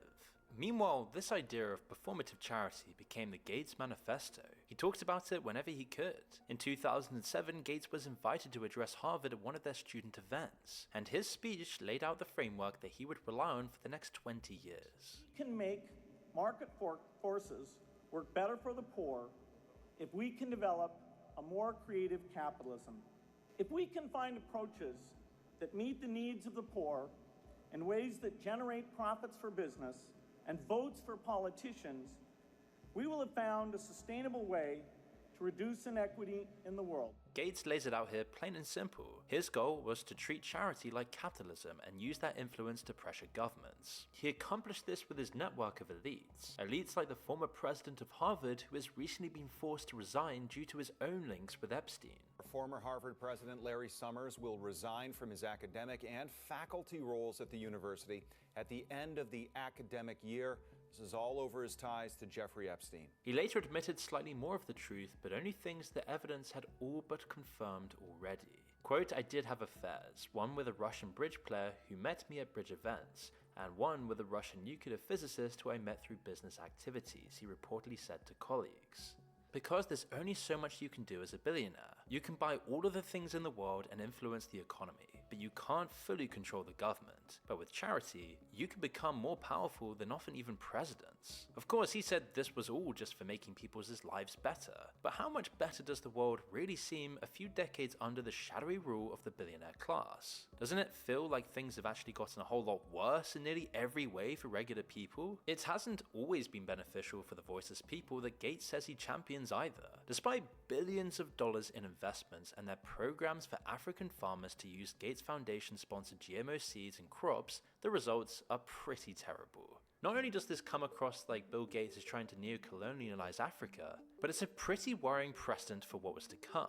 You see, most of the world has gotten far better at farming, technology has improved, and we're just more efficient. But agricultural production in Africa, where Gates puts most of his focus, has actually dropped by 10% between the mid-20th century and the early 2000s. Critics claim this is because Gates and other philanthrocapitalists sponsored people to farm single crops for the export market. These kinds of farms are weaker than varied ones. They're heavily dependent on volatile global markets for their chosen crop, and they're much worse when it comes to feeding people. The benefits to Gates, though, are obvious. He gets to influence public policy around the world, and he gets to write it all off and pay less tax, effectively meaning that taxpayers are subsidizing all of this. But the best part of this kind of charity work is the publicity it gives him. A steady stream of newspaper reports and TV spots about his charity work legitimized his place at the top, and made it that much harder for his alleged victims to speak out. People who would appear in the Epstein files years later, standing arm in arm with Bill Gates and with their faces blacked out to protect their identities. This was also a strategy that a different billionaire philanthropist used to cultivate an image. When he was alive and active in high society, Jeffrey Epstein used his charity as a shield and a way to justify his lifestyle, while also using it to network, connect with the most powerful people in high society, and likely manipulating them for compromise. In reality, we now know that his charity barely gave any actual money to needy causes compared to his vast wealth. In 18 years, they only donated under $70 million to charity compared to his much, much vaster fortune. Charity was purely a way of buying leverage and influence over the most powerful people. But on paper, it looked much larger. There's even evidence that Epstein edited his own Wikipedia pages to add much larger figures. One 2013 edit claimed he donated $184 million more than he actually had. The account that made this edit has the same username he had claimed in his earlier court documents. By this point, Epstein and Gates had both been active in the charity world for years, both realizing its lucrative potential. It was also how Epstein first met Bill in 2011. And Bill had been warned about his inappropriate behavior at work. The New York Times alleges that, based on numerous documents from both the Epstein files and the Gates Foundation, Bill visited Epstein's Manhattan townhouse. On one occasion, he stayed late into the night and remarked in emails to colleagues that his lifestyle is very different and kind of intriguing, although it would not work for me. Although it was later revealed that there was a framed $1 bill signed with a handwritten note from Bill Gates on display in Epstein's townhouse, saying, quote, "I was wrong." Later on, a spokesperson for Gates said that the quote about it not working for me was actually just referring to the decor. But in an email from the time, he said, quote, "A very attractive Swedish woman and her daughter dropped by, and I ended up staying there quite late." It doesn't sound like he was only admiring the curtains and the armchairs when he visited, and it seemed to contradict this interview he gave in 2026. It's factually true that I was only at dinners, I never went to the island, I never met any women, and so I don't the more believe that you. comes I out, think the more clear it'll be. I think you went on the plane, and I think you violated international. Oh, sorry. Well, no, you violated it. You didn't violate international laws because you were up in a plane over international waters. So no, you didn't have to go to the island. You just flew on the plane. That we know happened. We've seen the manifest. No, kitty. No. No.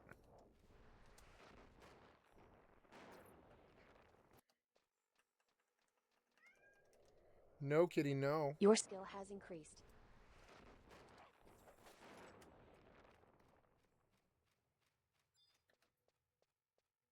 This is a better choice, and I can just do my lazy thing. One of the things about WoW is I feel like I have to be out at the river all the time, like farming and stuff or whatever it is. And I don't know, because I'm paying money, but because I'm not paying money for this game, I'll take my time.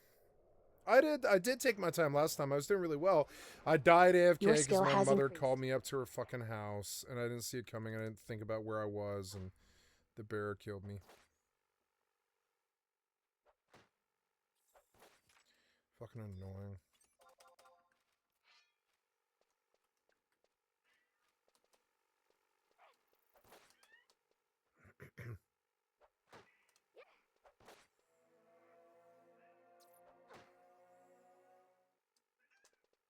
No, kitty, no. No. Stop bothering me. No, kitty, no. No.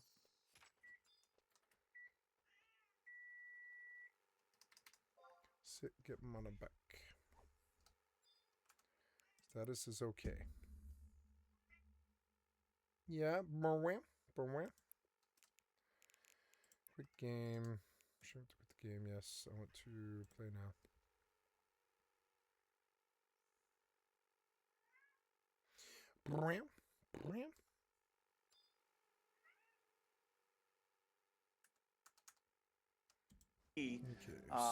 That although the BRB. time was a mistake, it had nothing to do with that kind of behavior. And also, why was there this $1 bill signed personally by him in Epstein's mansion? Yeah, what's with He also that? did in fact meet women. We have photo evidence in the Epstein files that he did.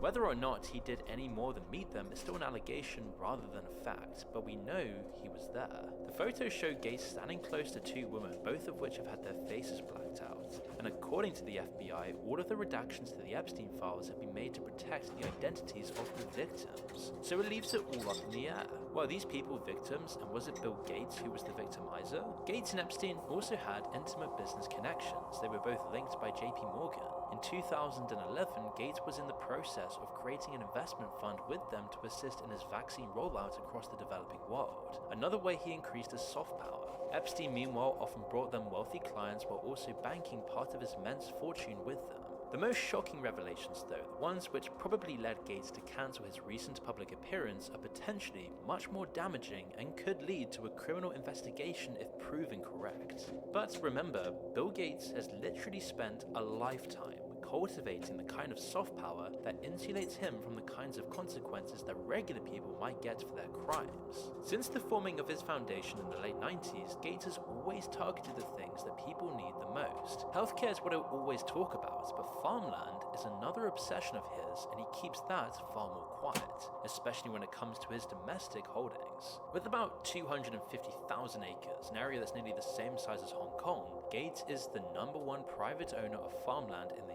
US. He can test out his GMO crops on this farmland, run his own experiments. He's terrified of the other elites like shutting down the world, and he wants control of food. He wants food no matter what, so he can ensure that no matter what, he has food all the time.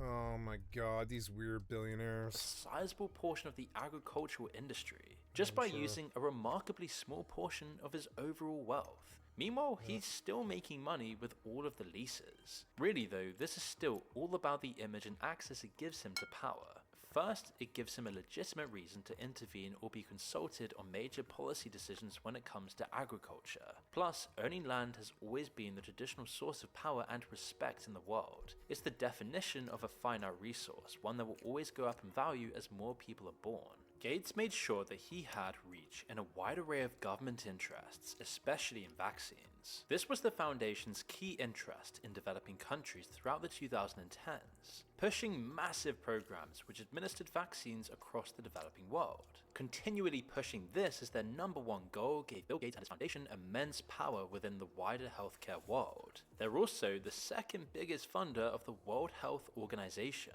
The Gates Foundation decides what they do with the money they give them, and in 2018 to 2019, they gave over $500 million to the World Health Organization. Wow. When the pandemic happened, something that Gates had actually predicted years before in a TED Talk, he immediately rushed to capitalize on this, giving interviews with an air of "I told you so," while trying to legitimize his place as a world leader on the response. It's the nightmare that we've been talking about for a long time, and sadly, although a few things like this coalition for vaccines, CEPI, were done after 2015, a very small percentage what we should have done, where we would have diagnostics very quickly, drugs very quickly, and a vaccine far more rapidly. Meanwhile, he used his position to gain even more power in governments across the world, all as a completely undemocratic, unelected billionaire official, where he would pioneer government lockdowns and the complete erosion of freedom throughout the West for years. In addition, this also gave him loads of meetings with world leaders, as well as almost unchecked power to decide where the vaccine rollout happened and who got the doses in the developing world. They also advised the US and other Western nations on their own responses, but in particular, he advised the US and all these other Western nations on the waves of lockdowns and various measures the governments took, effective or otherwise, all without any repercussions later on, even though in hindsight we know how catastrophic these actions really were. Meanwhile, the world's 10 richest men doubled their net worths over the course of the pandemic. This closeness to power gave something money couldn't for Bill Gates. It gave him yet more insulation against the chaos of his own dark private life. In 2019, the first Epstein allegations began to emerge about Gates. His private life began to fall apart, and his wife began divorce proceedings, but in the public eye, he was still untouchable. The idea that he could have too much power was decried as a conspiracy theory. You were just seen as a crackpot for even talking out about this guy. He was still seen as one of the most respected billionaires out there. His perfect image he'd spent decades working on had really done wonders. People were looking up to him as this wise elderly figure. But then that same year, small cracks began to emerge. Microsoft then learnt of the affair he had started in the year 2000. He had left the CEO position long ago, but it seems like this was the final push that got him off their board altogether. Although, I'm going to talk about my stepfather now. I put my stepfather on this channel for 2 hours one time, and I recorded a video about everything that he believed. We didn't cover Bill Gates, although I think we did a little bit, but we didn't really cover him like the way I wanted it to, because we didn't have enough time. Bill Gates, my stepfather believed that Bill Gates had put a microchip in our bloodstreams with the COVID vaccine, and that the microchip would kill us on command. And now I've taken that chip. I had to, because I had to do a 2-year mental health facility stay because of my criminal record. And I think about how, because I had to stay in that place, I had to get the COVID vaccine. And now I think I've got this ticking time bomb in my bloodstream if my stepfather was right. Now, I didn't think my stepfather was right when I did that interview, but now I do. Now that we've looked at Bill Gates enough to know, I think maybe I do think he was right. If that is true, it's going to lead to some kind of crazy Hollywood movie type situation where if they don't outright kill us all immediately and there's no warning, maybe they kill a few of us unless we bow the knee to them. Maybe they choose to kill like 100,000 people just to show us that they could do it. And then we just kowtow and become matrix batteries for them, and they use us like in work farms all of our lives and stuff. And that's what I'm scared of. And so if he put that chip in our bloodstreams, and I'm scared that I'll either be one of the 100,000 that he kills, or I'm one of the people that isn't one of those 100,000 who is then in this terrible like time race to stop the people from pressing the button and killing everybody with a COVID chip in their bloodstream. This would write for a good book, and some of it is based in truth. And making it back to DC to stop them from pressing the button and killing all the people in the country or whatever. It's kind of insane. It would be a good video game or a good book or a good movie. I don't like all this crap, and I don't put a lot of stake in it. You know, I really don't. I'm a doubting Thomas, and it takes a lot for me to believe this sort of stuff. But I mean, my stepfather was right about Bill Gates' personal life. He was right about that, and I didn't know. Gates does deny this himself. In 2021, my stepfather hated Bill Gates, hated him. He would talk about him for hours to my mother. Eventually, my mother was like, I don't ever want to hear about Bill Gates ever again. The divorce then became public, and more Epstein details emerged, like the pictures of Gates with the woman and the evidence that he had once been a passenger on Epstein's private plane. It sounded a lot more than the charity dinners that Gates claims were their only contact. You know, I had dinners with him. He had relationships with people he said, you know, would give to global health, which is a interest I have. You know, not nearly enough philanthropy goes in that direction. But most importantly, it brings us to the present and the most recent allegations made against Gates. The details are key. In a set of unsent draft emails, Epstein writes an account of the dirty secrets behind their time together. He writes in the voice of the right-hand man of Bill Gates. Then he goes on to describe their activities. What? The details are key. In a set of unsent draft emails, Epstein writes an account of the dirty secrets behind their time together. God. He writes in the voice of the right-hand man of Bill Gates. Then he goes on to describe their activities. From helping Bill to get drugs in order to deal with the consequences of sex with Russian girls, to facilitating his illicit trysts with married women, to being asked to provide Adderall for bridge tournaments. Epstein often wrote messages like this, perhaps to record Adderall for bridge tournaments? Let's go back here. What now? Subject: Bill. I have decided to resign my position from Jeffrey Epstein to gvacation@gmail.com. Oh my God. I've decided to resign my position effective immediately with BG3 and the Bill and Melinda Gates Foundation. I have not come to this decision quickly or without a great deal of thought. During the past few weeks, I've been caught up in a severe marital dispute between Melinda and Bill. I have the greatest respect for my friend of 7 years and wish them both well. In my role as his right hand, I have been asked on multiple occasions and in hindsight wrongly acquiesced to participate in things that have ranged from the morally inappropriate to the ethically unsound, and had been repeatedly asked to do other things to get near and potentially over the line into the illegal. Though it was kindly suggested that I make a transition to a new position after my 6 years of service, and that Bill would, in his words, give me a generous package, I feel it would be dishonest to myself and my future, from helping Bill to get drugs in order to deal with consequences of sex with Russian girls, to facilitating his illicit trysts with married women, to being asked to provide Adderall for bridge tournaments. I feel I owe it to my friends and future colleagues to admit a moral failure, to ask forgiveness, and to move on with my life.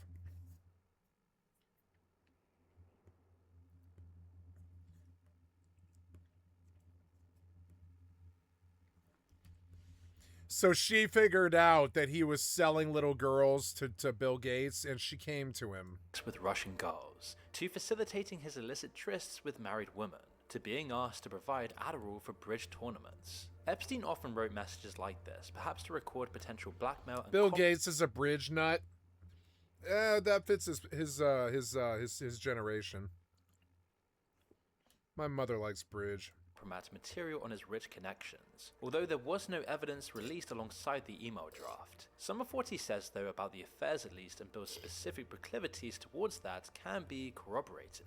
Numerous women have also described having to turn down Bill at various work and charity events after he made inappropriate advances. But this is all just speculation, though. Bill has thoroughly denied the accusations, of course. Melinda Gates, on the other hand, I have a lot seemed of to wash her money. hands of it in this interview. Unexpected, beautiful place in my life.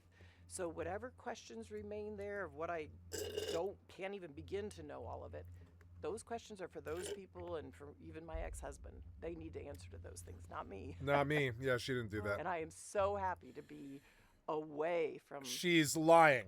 She's lying, and she participated in it. I can see it in her face. Unexpected, Nope, lying. It was expected. beautiful place in my life. It was expected. She lied about it being unexpected. So whatever questions remain there... She's lying. What I lying. Lying. can't even begin to lying. know all of it. She does know all of it. She's not an idiot. She knows everything he did. You want to tell me your wife doesn't know? The wife knows everything they do. When the wife divorces you, she probably knows everything. Even my ex-husband, they need to answer to those things, not me. I think you're lying. That's why your eyes are shut right now, because you know that you're telling a lie. You really don't want them to see how your eyes are spinning in your fucking head as you access your random random live file. Questions remain there of what I. Why are your eyes can't even closed? begin to know all of it. All of it. Now watch. Those questions are for those people and for even my ex-husband. Why are your eyes shut? You're hiding your eyes from me because you're lying. I need to answer to those things now. It's really weird how your eyes are shut right now. I think it is like the fucking tool of a very accomplished liar. And I think she's lying. I think she knows what he did. I don't think she engaged in anything. I think she's always known who he was. Show me a wife who doesn't, you know? And occasionally the dude is like cheating and the wife doesn't know. But generally the wife knows and it's just going on until she's forced to, you know, to examine it. This lady is lying out of her fucking ass, and I don't like it. Not me. What now? But I think she's right. She's not lying about how. Now, notice this is not a lie. She's like, if anybody's to be held accountable, it's not me. I've not done anything. Well, and I am so happy to be. That's a weird lie, and away. From you are happy. Yeah. All the That's true. That was truth. That was nice to see you speak the truth. You are happy that you got out from under this. But you knew for years that he was being blackmailed by people who knew that he was cheating on you and all this stuff with hookers and stuff. And you did know. You knew exactly what he was doing. You knew who he was with. You were with him while he was doing business with Jeffrey. You want to tell me that you didn't use some of his money to track where he goes all the time? I don't believe you. I think you had a PI on him all the time. Muck. She was a part of that world for many decades, and you were a part of this world. I don't believe you. Like other elites, she isn't going to... I don't think you fucked children. I think you backed people who did, and I think you hid what they did, and I think you're complicit. Is it ever going to be as bad as what he was? No, but I think you are protecting him. Still, I think you're still protecting him. You could have gone live with everything that you know about him many years ago, but you don't, because he's got you by the short and curlies or something, and he's threatened your life or something, and he's like, you know, I can buy assassins and I'll fucking waste you and all this shit. I guarantee it. He's probably threatened her life. And he's like, you can go on and you can divorce me. We don't have to live in the same house. You don't ever have to talk to me ever again. But if you ever tell them what I did or who I did it to or why or how I got STDs or how I gave them to you or whatever, right? I'll fucking kill you. I guarantee he probably threatened to kill her. And he's like, you know who I am. You know I can find assassins and pay them. And she's like, yeah, you are the richest man in the world, basically. I understand that. And it sucks, but I think that's the conclusion I'm making. After looking them in the face as they lie on 120-inch television, I think I'm... Say anything of substance about her. I think I'm comfortable to say that, yeah, you kind of did know what he was doing, though, and you did help him hide it, and you are complicit. And I believe I want you to see a jail cell for essentially... I can't believe I'm saying this, but accomplice to rape? Accomplice to rape is the charge I would like her to see. Because she could have told the world who he was and what he did. She didn't, because he's got her with something. He's got some NDA on her, or lawyers, or assassins, or something, and he's made threats, and he's like, I can show you that I can show up in your life at any time. Doesn't matter whether I'm with you or not. I run all the texts, so... Hiding from Bill Gates would be really, really hard to do because he runs Microsoft and he can get access to any file on the planet, basically. He runs Microsoft. He can backwards engineer the code. And his boys in the lab are going to do whatever he says because they're all under non-disclosure agreements, probably. So they know that because he's paying them like $2 million a year to be on those non-disclosure agreements so they can do stuff like track files that he wants and get secrets that he wants and stuff. And yeah, he's probably got a whole secret service up there in that fucking Microsoft corporation somewhere that does a lot of spying on other people because information is power. And he probably spies on Apple, and he probably spies on her, and he probably spies on Jeffrey, and he probably spies on the politicians, and he's Microsoft. He probably spies on the military because he provides the #1 operating system to our military, Microsoft for military. So he probably uses that to spy on our military. He has so much information. It's insane. He's the same as Jeffrey, kind of. Jeffrey was doing it by selling underage hookers to politicians and royals and dignitaries and stuff. He did it by just providing an operating PC for pretty much the whole known world. And anybody who uses Microsoft is not safe from his prying eyes. Any kind of secret that anybody has, Microsoft themselves can go right into your fucking computer through a back hole in that fucking Microsoft operating system. It's one of the reasons why I don't like Windows, but also I don't care. I'm not doing anything that would ever get me a problem, you know? I'm not doing anything. So, I mean, so who cares that Microsoft spies on me? One of the nice things about like all this surveillance state shit that I've lived with since I was like 10 years old, since like CCTV cameras became a thing and cell phones became a thing and cell phone cameras and all this is, yeah, it sucks. Our privacy is gone. But another thing about that is if you're not a bad person who doesn't do bad things, who cares if somebody spies on you? I don't care if somebody sees my naked pics. I don't care. I would be bothered if it was my girlfriend, maybe. I'd be like, oh, you can't look at my girlfriend's body without her permission. But my pics, I don't care. There's nothing I've done that I need to hide, right? So and like, god damn, I look good compared to these assholes. I look so good compared to these assholes.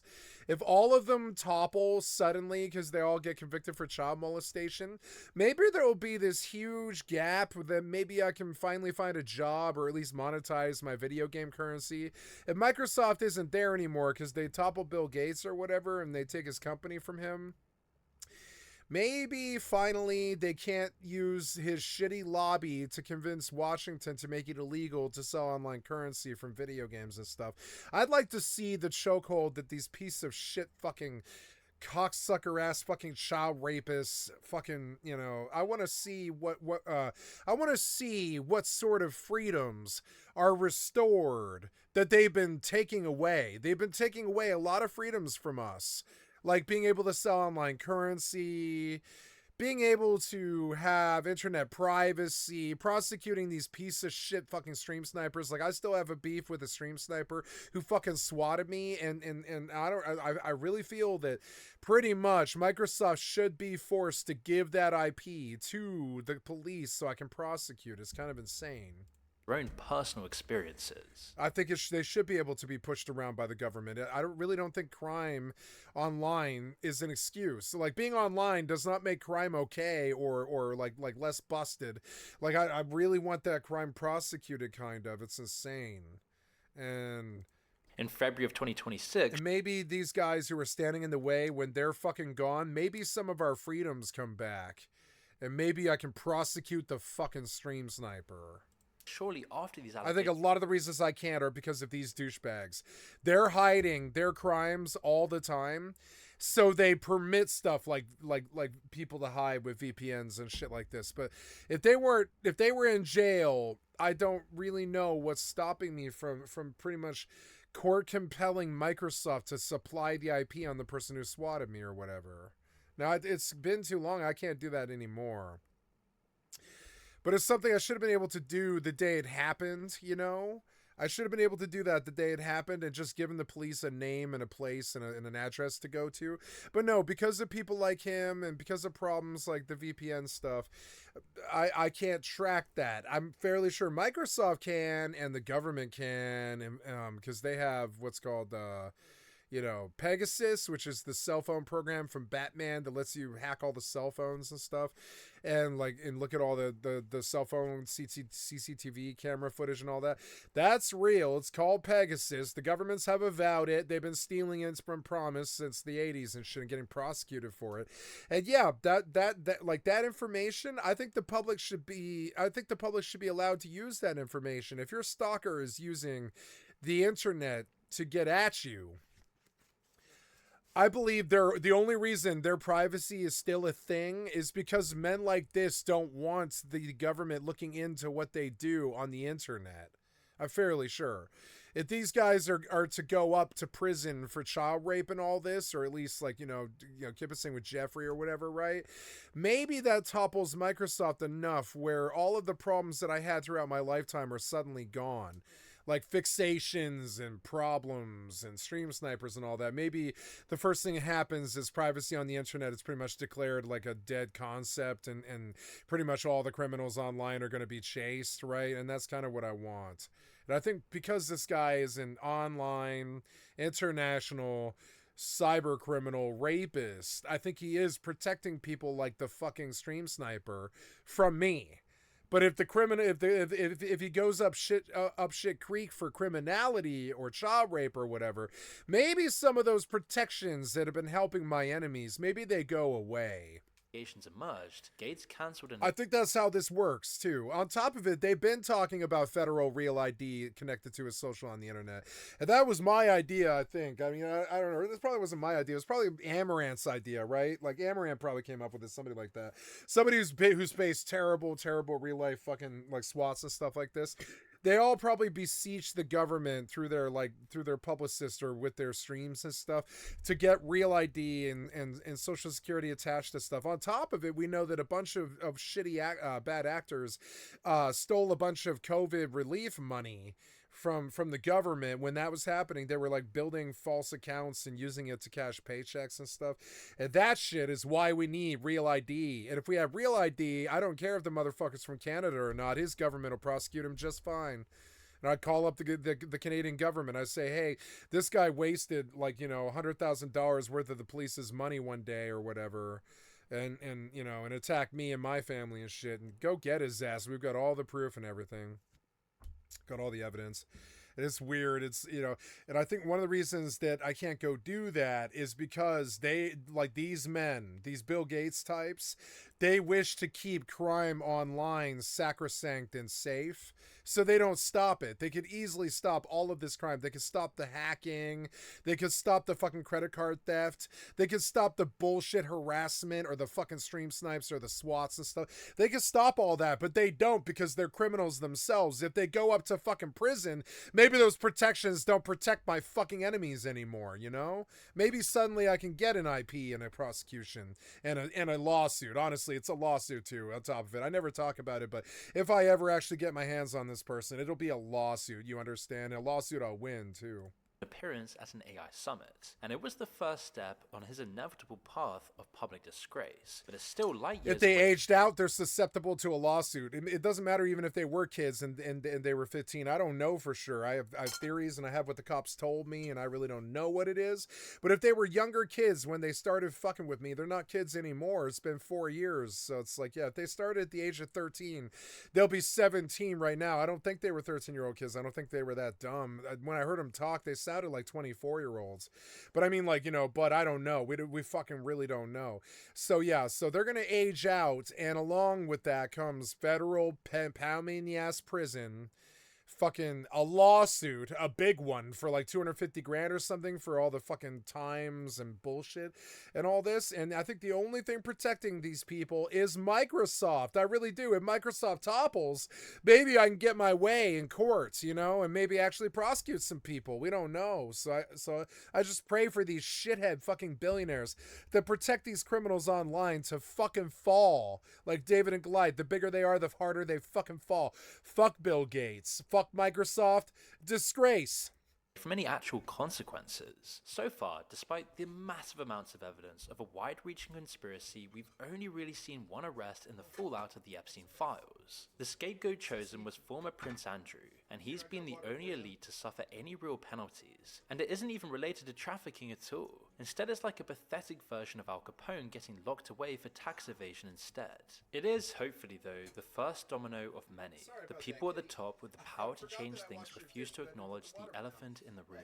The most likely outcome if the outrage continues is that we will continue to see these kinds of symbolic things. Elite perpetrators facing comparatively minor consequences without any true acknowledgement of the actual crimes they allegedly committed. Yeah, like Felicity Huffman, Robert H. Richards, Dominique Strauss-Kahn, and Sylvia Berlusconi. Tax fraud, corruption, underage, all that stuff. Paul Manafort and all this stuff. All these people, if they actually go up, our government may topple and the Microsoft might topple, and I might get prosecutions on my enemies and shit, you know? I swear to God, the software developers are the problem. They've been protecting these criminals, and on top of it, in the video game scene, they're corrupt. They're like full-blown corrupt. That we know they're corrupt from the loot boxes and shit that they sell. They're corrupt. They're fucking like full-blown corrupt. And so I pray for this stuff to stop. Like I pray for my enemies to fall. Because I think it's like not just like the stream sniper. I think it's the billionaires are after me too. Not after me personally. I'm talking about like their greed ruins our lives. And if that greed isn't there anymore, it might be a way, way, way better world, but we don't seem to be prosecuting. We've known about this for years, but we haven't brought any of these people except Jeffrey himself. I think, well, I'm sorry, some of them are losing their jobs and their livelihoods. Yeah, then the community is canceling them. But not many of them are going to jail. No, there have to be prosecutions and stuff. It'll take forever. It'll take 5 or 10 years. By then, all the damage they're doing is going to sink in and ruin generations. It's fucking stupid. Look at how expensive it is for a 28-year-old kid who's been working for 8 years and shit. Look at how expensive it is for a 28-year-old kid to fucking buy a house. It's insane. That's right about when you want to get married, right? You're looking to buy a fucking house. What's a house starters now? Is it like $550? That motherfucker's only been working for 8 years. How the fuck is he going to get $550? He better be making $150,000 a year. And even then, you won't have any money to buy things if you do that. It's insane. Look at what they've been doing, and these people do need to fall. They need to fucking fall. They're all the same problem. They're all the same software criminals. They're all the same software assholes. They all use software to deal their dirt. It's fucking stupid. I hate them. If the momentum continues, then people like Bill Gates might actually get investigated for once. But until then, though, we might just have to settle for them losing their reputation. No, we don't do shit. We don't do shit to these people. It's still a massive loss for someone with almost unlimited wealth. As clearly, even with all the best PR team and all the money in the world, you simply can't buy your way back from that level of disgrace. No. You're a child rapist. Ugh. Doesn't look like anyone's been here. That smell. What is the smell? Is unknowingly reacting to the decomposition odor coming from Craig Thetford's hidden body. Police have been searching for him for months with no success, and even now, with the foul odor in the air, they still have no idea he's buried only feet away. Is that dirt or is that blood? This is the only way I've been able to have any communication with you. And I don't even know if it's him. I wouldn't even know where to start looking. There's some weird going on. Whoever killed Craig covered their tracks meticulously, using chemicals to mask the odor, disabling security cameras, and hiding in plain sight. And while detectives spend months trying to figure out where Craig went, the suspected killer quietly continues spending Craig's money, allegedly buying houses, cars, and crafting a plan to ensure they're never found. Holy smokes. Well, I want to say something else, but I don't want to implicate her. You need to say it. You might start looking in the Caribbean. Police Department! Sheriff's Office, Financial Soul! It's a late May evening in Cloudcroft, New Mexico. Tucked among wooded acreage and mountain terrain sits a 2,000 square foot property owned by 60-year-old Oh, Craig. I have half a beer left. I'm going to go grab it. I forgot. Sorry, kitty. I'm so sorry. I forgot your water.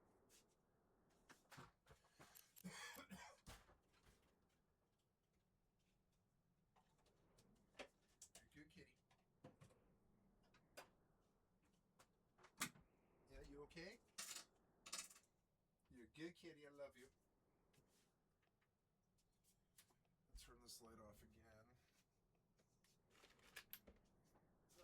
Okay, it's good to work all night. I like doing that, honestly. Thetford. He lives inside this large 3-story house with his wife, Dina. The Thetfords enjoy a comfortable lifestyle thanks to Craig's roofing business. They own multiple residential properties and frequently take luxury vacations. But a few months ago, something dark took place inside the Thetford household, and it went unnoticed for weeks until May killed her husband. 2025, when the Otero County Sheriff's Office receives a disturbing call. Oh my God. Communications on a recorded line. How can I help you? Who would I talk to have a wellness check done on an individual? That would be me. What's going on? Okay. His name is Craig Thetford. Everybody here in Texas has been trying to get a hold of Craig for nearly 2 months. Okay. We can't get a hold of his wife. We're really concerned about him because this is not like him. He always answers his phone or calls back. Even his family here hasn't been able to get a hold of him. Nobody can get a hold of him. On the line is Larry Scott, requesting a welfare check on his friend. But something about this call is different. As Larry explains, nobody has seen Craig or his wife for months. A detail that's highly unusual since most missing person reports come within days. Following this, officers are dispatched to the address to conduct a welfare check on the Thetford couple. Once they pull up to the long driveway and step out into the mountain air, they can sense something is off about this place.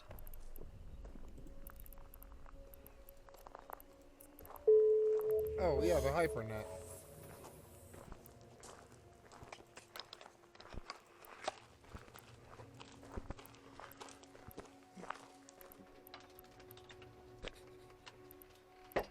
No bets? Sheriff's office!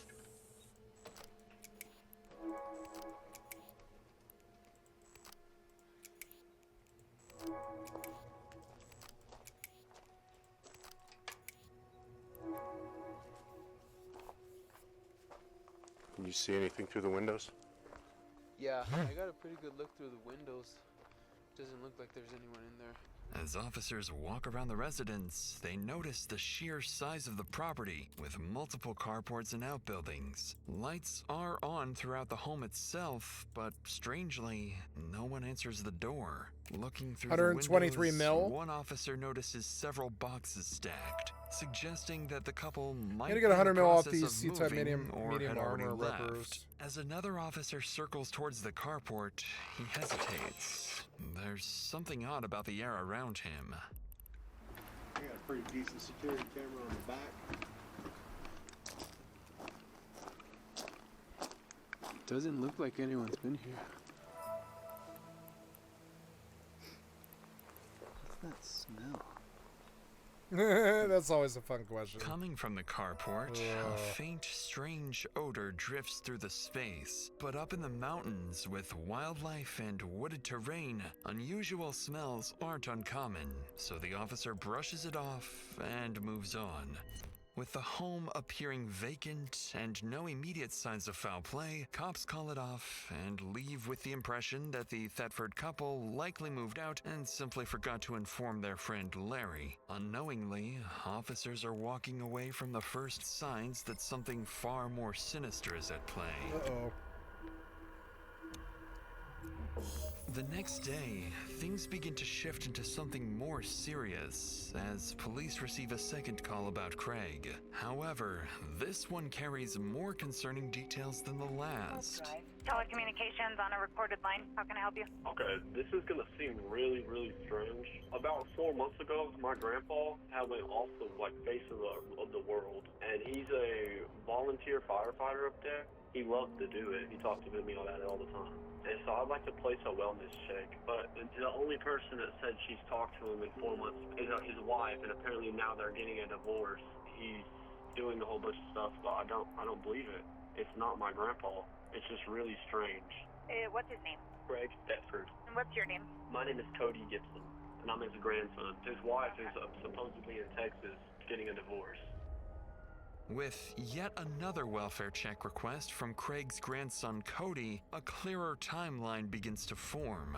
It now sounds like Craig hasn't been missing for 2 months as previously believed by his friend. Instead, he hasn't been seen for over 4 months, which is even more alarming. Additionally, the reason no formal missing person report was filed starts to make sense, as Cody goes on to explain that his grandfather's wife, Dina Thetford, has been telling everyone that Craig is in Mexico with another woman after filing for divorce. Bullshit. A story that doesn't sit right with Craig's grandson. Following this second call, Otero County Sheriff's deputies are dispatched back to Craig's house. This time, instead of simply knocking and leaving, they widen the scope. If Craig and his wife aren't inside the house, maybe someone nearby has seen or heard something. So deputies begin canvassing the surrounding properties, a decision that will quietly kickstart an investigation into what may become one of the most elaborate and twisted homicide cover-ups they've ever handled. Deputy Pintor with the Sheriff's Office. By chance, have you seen your neighbors over? No, sir, I hadn't. I've been really worried about him. Okay. Since January. And we were real good friends and everything. Okay. And we were both on the James Canyon Fire Department. And then come January, there was just no contact. No contact at all. Come January. I got him. I was on James Canyon Fire Department there for about 5.5 years. And when he moved up here, I talked him into it. Okay. And I mean, we were real good friends and everything. Yeah. And then Josh over here, we got him on the fire department. Josh and Heidi here would know more information about them because Okay. I know. Do you know what the address is over there? It's that A-frame right there. This one right here? Yeah, this one right here. I love real life detective stuff. I love it. I'm fucking addicted to this sort of stuff. Yes, ma'am. How are you? I'm Deputy Pintor with the Otero County Sheriff's Office. We were looking for Craig Setford. Yeah, we haven't heard from Craig. Okay. We're buying the house from him. He was in Breckenridge taking care of his mom. Okay. His wife Dina is my friend. She's in and out from the house down there. Okay. She hasn't really talked to him either, which is weird. Have you talked to Dina lately? Mm-hmm. Yeah. Yeah. And have you asked her anything about like Craig, how he's doing or anything like that? From what she's telling me, she's not talking to him either. She's not. Oh, okay. Yeah. So are they like not together right now? I think they're splitting up. Gotcha. Okay. Okay. Pretty sure that's what's happening. And when was the last time you saw Dina here in the area? It's probably been about 3 weeks now. About 3 weeks. As far as Heidi knows, Craig and Dina are in the middle It's of like a video separating, game. with It's Craig like LA supposedly Noire. staying at his mother's house. I think they're splitting up. It's like LA Noire. It's exactly like that. In Texas. That explanation doesn't match what Dina told Craig's grandson Cody, who was under the impression that his grandfather went to Mexico after filing for divorce. To investigate further, Mexico? the deputy asks Heidi for Dina's What white man moves to Mexico when they're like 60? That seems weird. phone number and tries calling her. But worryingly, it goes straight to voicemail. With no immediate leads, officers return to the station. Before Deputy Pinter can relay his findings to detectives, his phone starts ringing. Interestingly, the caller is one of the Thetfords. Hello? Hi, I missed a phone call. Yes, ma'am. How are you? This is Deputy Pintor calling from the Otero County Sheriff's Office. I was calling in reference to your husband, Craig. It seems that he hasn't been in contact with a lot of his family and some of his friends. Right, yeah. We have been separated, and I recently filed for divorce. He's involved with someone else, and currently And she killed him over it. he's in Mexico And when was the last time you saw him or spoke to him? before he left.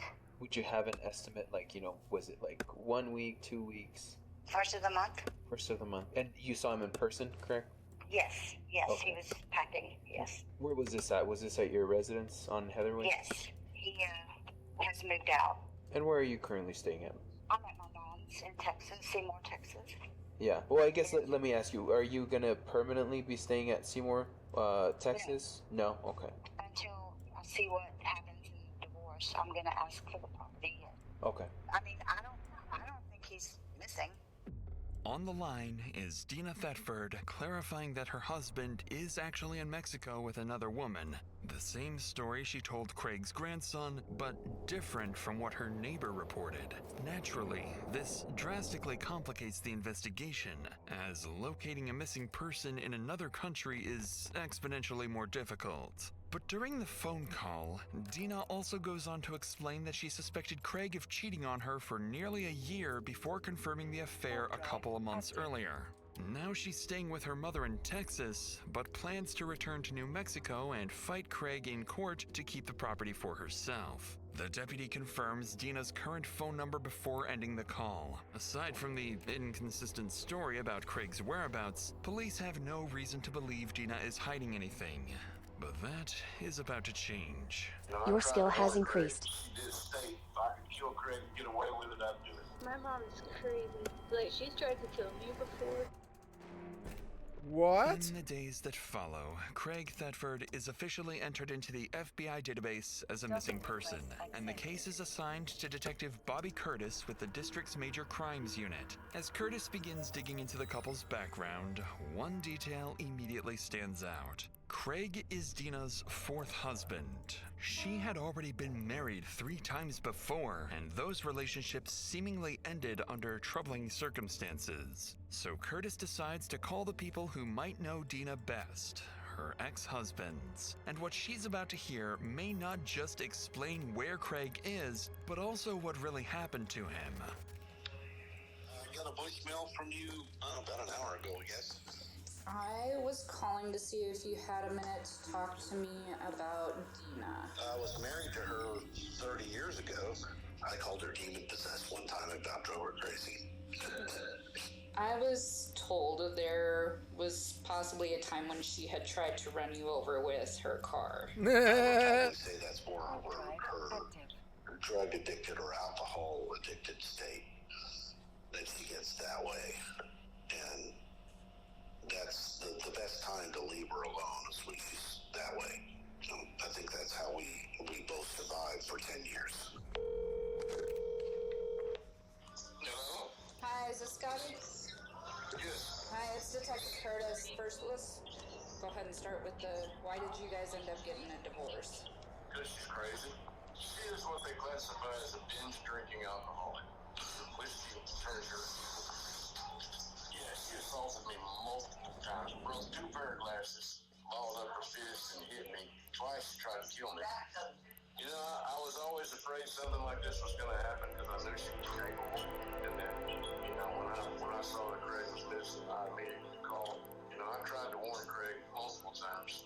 And she did state in front of me and my wife, if I could kill Craig and get away with it, I'd do it. That final remark from Scott is disturbing and certainly doesn't bode well for the situation. Following these statements from Dina's ex-husbands, Detective Curtis decides to dig further into Scott's claims. Turns out, Dina worked as a correctional officer for nearly 80 years in the early 2000s. Then, in 2008, according to Scott, Dina was arrested for allegedly trying to stab him while intoxicated, an incident that reportedly landed her in jail overnight. After that, the couple briefly reconciled, but in 2010, Scott also alleged that Dina found his pistol and chased him while pulling the trigger, though the gun was not loaded and he survived. As Curtis continues reviewing the reports, she notices that at various points over the years, Dina's daughter Leslie had lived with her and Craig. So one of Curtis's co-investigators reaches out to Leslie to gain insights into what was happening inside that house. When he finally gets her on the phone, she shares some startling information about her mother. How are you this morning? Good as it can be. How are you? I'm good. So, whenever you were living at the house, Leslie, was there domestic violence going on in the house? Did your mom and dad fight? Yeah, all the time. My mom's crazy. My mom is so crazy. Like, she's tried to kill me before. She stabbed one of my other husbands. She tried to run my real dad over with a car. She had my sister hogtied and thrown in a car and, like, shipped off one time. So, was your mom to you? Yep, to everyone, pretty much. I always thought she was, like, possessed, like, demonic. Like, it was so evil that, like, I just couldn't even believe, like, it was real. Okay. At the time that you were there at the house, did your mom and dad drink or use drugs? Either one of them? Yeah, she's an alcoholic. She's always been. She also does yoga. That you were there at the house, did your mom and dad drink or use drugs? Either one of them? Yeah, she's an alcoholic. She's always been. She also does other drugs. And I think she might have poisoned him or been trying to poison him or something, or messing with his medication or something. Needless to say, things are starting to sound grim. There are now 2 separate people alleging that Craig may be dead and that Dina could somehow be involved. This is good. I like this guy, Dr. Insanity. Thank you, Dr. Insanity. I'd like to sub to your channel. It's good to see something new. Detective Curtis moves on to review the couple's recent financial activity, and this is where things become very peculiar. In the last 4 months, Dina appears to have spent hundreds of thousands of dollars, including a new house and a new car, while also potentially helping fund her son's new business.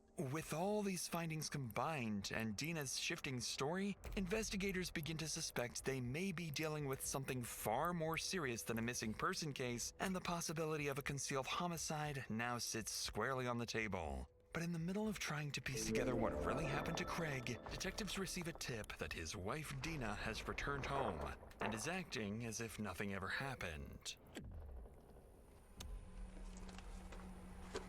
Somebody's home.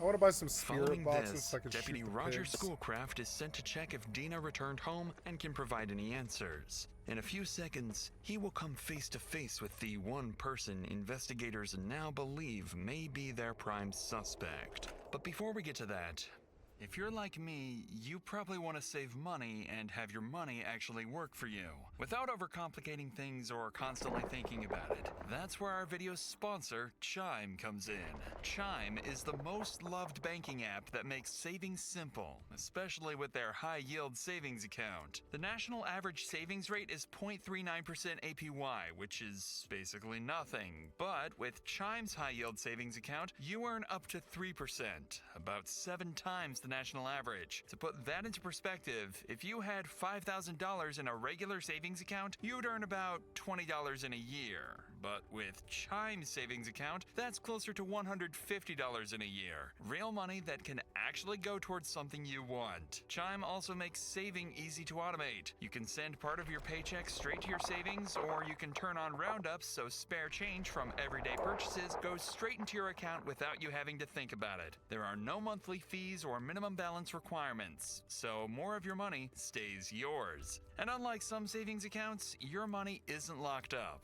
You can access it anytime. Right now, Chime is offering up to a $350 bonus, yes, up to $350 when you open a new Chime account through my link, chime.com/insanity, or just click the link in the description below or scan the QR code on screen. With that said, let's get back to Deputy Roger, who's on the verge of hearing a story that may explain why Craig truly vanished. What the fuck are you looking at? This guy's making me nervous. I'm just gonna dump the fuck out. What is this? Hi, good morning. Dina? Yes. Hi. Good morning, good morning. Hey, I'm doing some fall. I'm Roger. I'm sorry. Roger spoke up. Dina? Yes, I think we met at a football game. Probably did. I'm trying to do some follow-up on Craig. And I thought maybe I could meet with you. Maybe you could try to kind of help me, give me some information. And can we sit somewhere? Or? All right. Kind of chilly. No. Okay, well, obviously we got some calls because people haven't been hearing from her or anything. So you being the wife, you might be able to help me. Right, it's his mom. I talked to his mom. Oh, really? So you guys aren't? No, we have been having some issues. Okay. I guess you would say we're separated. How long's that been going on? Nothing's legal yet. We just haven't been spending any time together since at least February. Early February, late February? Late February, or mid-February. Since mid-February. Things weren't working out, so You left, he left, how did that? He left. He told me, well, he first went to Texas because said he needed to go help his mom. So he left here to go help his mom? That was what he said, yes. I've never really had any reason not believe what he said. And that was like the second week of February? You'll have to bear with me because I don't keep track of time. Even though Dina doesn't keep Your track skill of has time, increased. she does seem to keep track of other things, like the details surrounding Craig's disappearance. Within just a few minutes of their conversation, Deputy Roger notices that Dina slightly adjusts her explanation about Craig's whereabouts. Your skill has now increased. claiming that he simply told her what he was doing, and she had no reason not to believe him. But as the pair continue rehashing the details, Dina begins to visibly sense that Deputy Roger isn't convinced. Your skill has She increased. appears to have no idea of the amount of suspicion that's been mounting against her. In reality, Dina is well prepared for this moment because she's about to present what she believes is concrete proof to validate her story and put an end to the growing suspicion around her. I've never had a reason to doubt it, but now I do. I mean, I think that he has hooked up with some youngsters that are doing these classes, and I think he's reliving his youth, and he's ready for me to get out of the picture. But where would he be doing that at? Mexico, I guess. Mexico. But when I would come home, I mean, he's been here. It got to the point where he would just leave me a note, like that one over there. Now there's been several. This is Going to El Salto with friends. If you are here when I get back, we should talk. Please call your family. This is our communication right here for the last 2 months. And there's been several, but this is now this one is from not like 2 weeks ago. El Salto. What is El Salto? Can you please, this is your handwriting and that's his? Yes, because his family's been calling me, where is he? You know, and I'm like, I know as much as you do. Where's El Salto? Mexico. And he has friends in El Salto, or he went? El Salto is a trophy bass fisher. Oh, okay, yeah. I'm a big bass fisherman too. I think this would make like the 3rd time he's been there. Even if Deputy Roger tried, he couldn't sound fully convinced that Craig actually wrote this message. But he takes the bait anyway, or at least allows Dina to believe her plan is unfolding exactly as she intended. Conveniently, Dina quickly moves on to the next step in her plan. There's something downstairs that might help clear things up, and she's willing to share it off the record. Can I say something off the record? Sure. Craig keeps all our money in cash. I can't get in the safe, so I can't tell you if he took it or if it's there.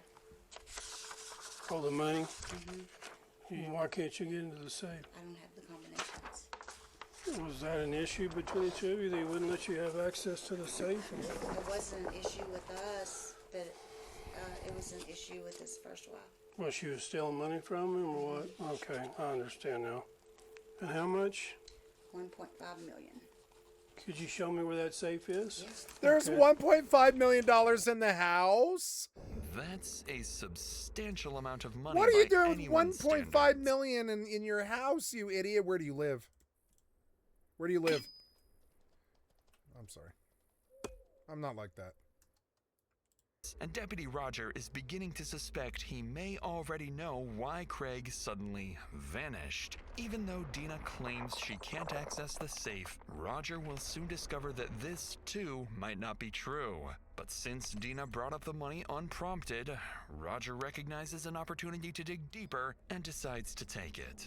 I'm sorry. You got me? I've got a bad knee. I'm apologizing. Well, we could do No, that's the good. ground weight. No, just getting old.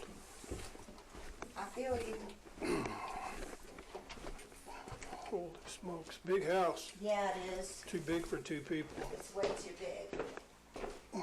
This is the bottom floor here? Or? Yes. Okay. I'm sorry. Oh, that's cool. Right? Huh. Yeah, good Lord. That cost a penny. Yeah, that was my present, and now I don't know if I get to keep it. Yeah. This one and this one. Oh, there's two of them. Yeah. So you don't have the combination for either safe? No. She's been thinking about it for I months. just- By the way, she herself could just knock the safe over. A simple YouTube video, but she's too dumb. Simple YouTube video would have shown her that you can just knock the safe over, get a big giant crowbar, and sure, it'll take her probably an hour. But, you know, but yeah, if you just keep prying and prying and prying and prying and prying, that safe will pop open. A couple of strong men get you in it right quick. Also, you can probably, if you're the wife, you can probably say, oh, my husband's out of town or whatever, and we need to get into this safe. And they're like, can we talk to him? And she's like, no, but you know, but here's the proof of the safe that it's mine and all this. And you could probably get a blacksmith to crack the safe, honestly. Or a locksmith, excuse me. I don't know. Cracking safes might be a little bit more difficult. But I know that if she was smart at all, she could just get somebody. I don't know who you'd have to, honestly, you'd have to pay somebody. You'd have to be like, look, I'll give you $100,000 to help me crack a safe. And most people, they're going to take that money and never say a word. And never say a fucking word, you know? And so, yeah, I would just like, you know, or I don't know, she could probably do it by herself. If it was that much money, I would learn to do it by myself, even if I was weaker or older. I would figure out some way to do it, some kind of torque or whatever. What you could do is you could knock the safe over, put the crowbar in the fucking crack or whatever, and jump on the crowbar over and over again. And it wouldn't take that much. Her weight's enough. It's like 150 pounds coming down. It's pretty good torque. It'll crack that fucking safe open. It's, you know, she could probably jump on the crowbar. Yeah, she could stand on the hot tub and jump on the fucking crowbar with all of her fucking weight, and it's gonna pop that fucking safe, believe it or not. Although you would have to set it up. You'd have to buy the right kind of You'd have to buy the right kind of, ooh, nice. The right kind of crowbar. But I mean, here, let's pull a video of it. Safes are not safe. Honestly, I think misdirection is safer than a safe, or like a hole in the ground. Like a hole in the ground isn't totally safe if they know to look for, like if they're looking for metal or gold or something, they could easily run a metal detector, but like a hole in the ground is a lot safer than a safe, in my opinion, especially if you're like, all right, count 15 paces, you know, walk under the sycamore tree, turn right and go 40 degrees like north or whatever, and then on that spot begin digging or whatever. And it would have to be kind of crazy like that, but yeah, you could dig a hole like a pirate. And that's another better way to do it, I think. But she's not trying to conceal money. She's trying to get into the safe. So let's look at large crowbar versus safe, right? Large crowbar versus safe, right? And you'll see, get the right pry bar, right? Yeah, like, so she would have to buy the right pry bar.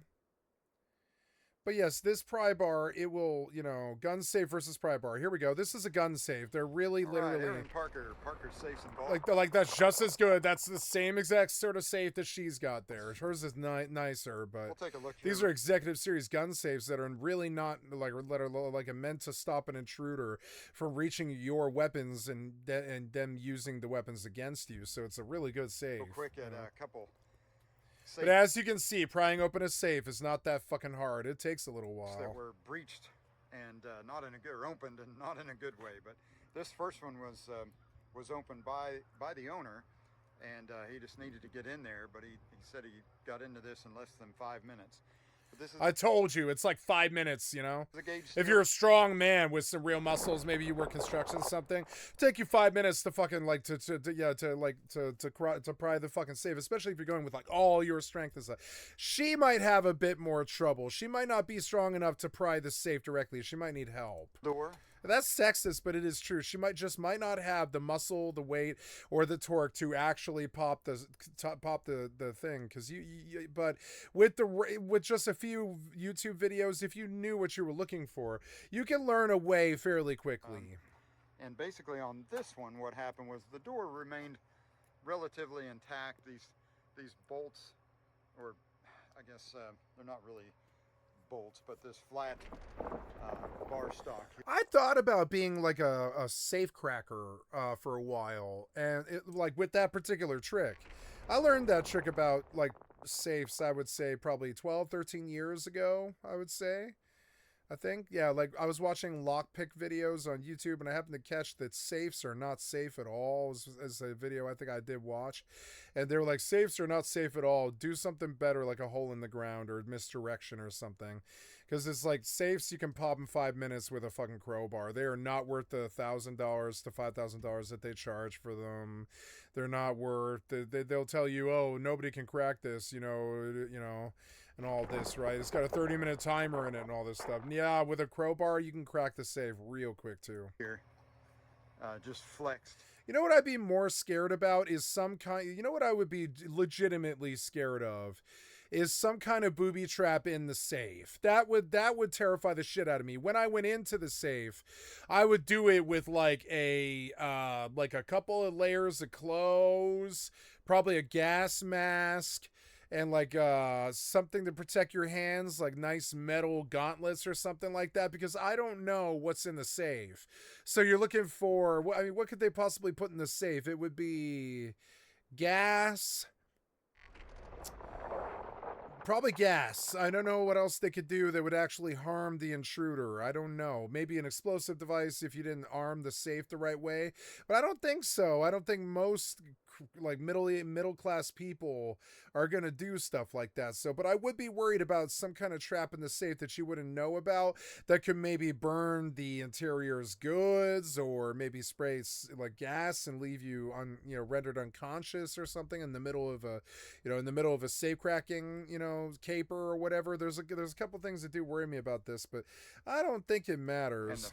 I don't think most people are going to trap their safe, and you'd have to be pretty creative to come up with a trap that would work in the safe. But what I would be afraid of is some kind of alarm that goes off to some other source. That would be what my biggest fear would be. Like, oh well, what's to stop them from hiding some kind of GPS locator in the goods that are in the safe? Maybe there's like a way to hide a GPS tracker in a roll of money that you might not know of. I'd be real worried about GPS trackers. That would be my big fear, because that's kind of is a trap. It's like its own trap. The frame flexed. If I were going to spend this much money on a safe, I'm going to put another safe inside the safe, like a smaller gun box safe that's like the size of a briefcase and stuff. And in that safe, I'm going to put GPS trackers. So the safe cracker will probably just leave with the suitcase, right, and crack that somewhere else that isn't the scene of the crime. You can't move the safe. It's too fucking heavy, and it's usually bolted to the fucking ground and stuff. So, but if you get into the safe, right, the right inside the safe, I'm just going to put another device. It's crazy, but I would put a lockbox in the safe. So in the lockbox is a GPS tracker. So what are they going to do? They're going to crack Smart Thief maybe cracks the box right then and there to make sure that there's not some GPS tracker. I would be very nervous about any kind of container that was in the safe, because I wouldn't know what's in the container. The first thing that comes to my mind is they'll sell you for like $5 to $20, or I think it's like $20 actually, but they'll sell you like a $20. It's cheap now probably, but like it used to be like $20, but you could get an RFID chip, basically a GPS tracker. It is a GPS tracker. It's a GPS tracker, and I used to use them for my cell phones when I was a drug dealer, because it's like, if you lose your phone, that could be really devastating and stuff. So I used to use GPS trackers on cell phones and stuff, but then they started adding Google Maps in a way where you could actually like see your phone all the time. But before that, I used to keep GPS trackers on my phone so I could figure out where my fucking phone was. And those aren't hard to get. The little cell phone trackers are like the size of a quarter.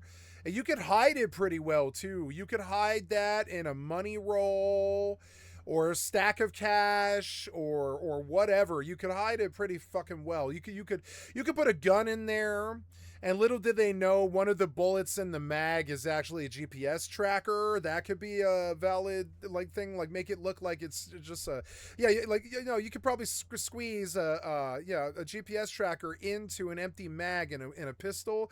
And so the thief just opens the gun, you know, so the thief pulls out the gun, checks the chamber, checks the mag to see if there's bullets in it. And maybe they see your GPS tracker, I guess, but maybe they don't even do that. Maybe they pop the mag, they see there's no bullets in it, so they just slide it back in. That's where I would hide my GPS tracker. I would also keep a pistol in the safe, and I would put a GPS tracker on the pistol, on the assumption that if anybody steals anything from me, they're just going to take the pistol too. So yeah, and that's where I would hide my GPS tracker, and I would always have a GPS tracker somewhere in this safe in a very clever place. So if anybody ever robbed me, I could just follow right to the GPS tracker, and it'll go anywhere in the world, you know? You can connect a cell phone to it. If I can get you a good angle on that. The frame just And so that's all the stuff that she's scared about. She's scared about getting in these safes because she doesn't know what's in there. There could be a trap, there could be a booby trap, there could be GPS trackers, there could be an alarm that sets off one of her husband's brothers or something. There's all this stuff that could happen. There could be a remote GPS device that indicates a signal to somebody else that the safe is being interfered with, and that's terrifying to me, and I think it's probably terrifying to her. And so she's been lying up late at night trying to figure out some creative way to get into these safes that because she's like, I don't have the combination, I don't know what the, you know, it renders it basically useless. But if she wasn't the dingbat idiot, she could just go on YouTube for 5 minutes, figure out that that you can pop the fucking safe. She's been hanging around. Criminals are fucking dumb like this. She's hanging around like basically like bullhorning a fucking, like she's like playing like she's like bullfighting a fucking murder charge, but she doesn't want to leave the safes because she knows there's like $1 million in there and she can drink herself to death or whatever for the rest of her life. So but she can't figure out how to get into the safe, and I'm sorry, a simple YouTube video way back in 2015 would have got her in the safe pretty much with a drive to the fucking Home Depot for a fucking crowbar, you know? And I don't really respect people that can't get into safes. I don't think they deserve the goods inside if they can't figure out how to get into the fucking safe. It's not that fucking hard. You know? It's not that fucking hard. Now watch. Flexed out of the way enough to let these Look, you don't have to fuck with the lock. You don't have to melt anything with acid or blow anything off or do some kind of shape charge or something. Just get a crowbar, pop the fucking lid. It's not that fucking hard. Even the big, I've seen really, really big safes the size of a refrigerator. I've seen like two dudes in the, you know, those big safes. They're like, can two dudes get into a safe the size of a refrigerator in 45 seconds? And the answer is yes. Yes, they can. I've seen them do it. Like, it takes two dudes, two stout, like, you know, firefighter type dudes. But yeah, if it's a big safe, it takes like two people to get enough leverage to pop the fucking door. But safes are not particularly safe. I would say a hole in the ground is safer. It really is. I mean, with the same amount of, they would have to go through the same rigmarole and stress, especially if you dig it on somebody else's property or something, or go out to BLM land or something, and you really give yourself like a nice GPS tracker so you can't ever lose it, really. Who would ever find a hole dug out in the fucking woods? Nobody. Nobody's going to find that hole. They'll find your safe. They'll find the YouTube video about the crowbar, and they'll pop your safe, but they won't find the hole in the woods. And that's much cheaper, much simpler. And yeah, water damage is a thing. And yeah, you got to do some digging. It's kind of suspicious and stuff. But yeah, you can just go out to some hiking trail, mark a trailhead, walk 15 feet east of the trailhead and dig a hole out there. What are the fucking chances that anybody ever finds it? It's basically zero, I would say. It's like zero. It's way safer than safes. Safes are not safe, as this video can illustrate. The owners can get in their own safes. It's not that hard, you know. These flats. If the owner can crack their own safe, then don't buy the safe. It's not a good safe. Locking bars, I guess you might call it.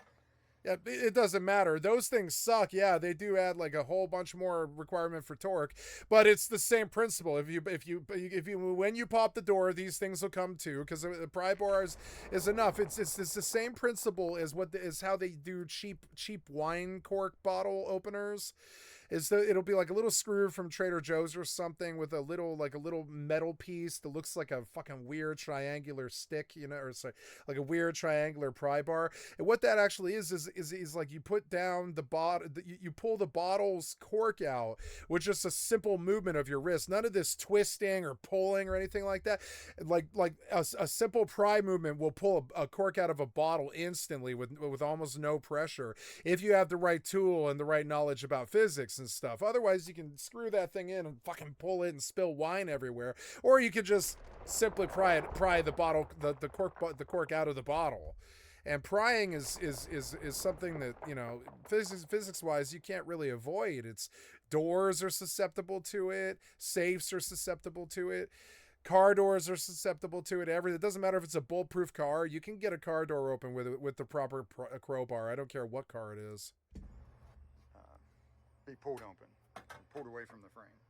Yeah. So that's that one. That's how that one. That's another one thing you could do. Yeah, is if you can't get the door to full blown pop and break the lock, you could probably just pry the outside so badly that there isn't an outside for the door to sit in anymore. That's what this guy did.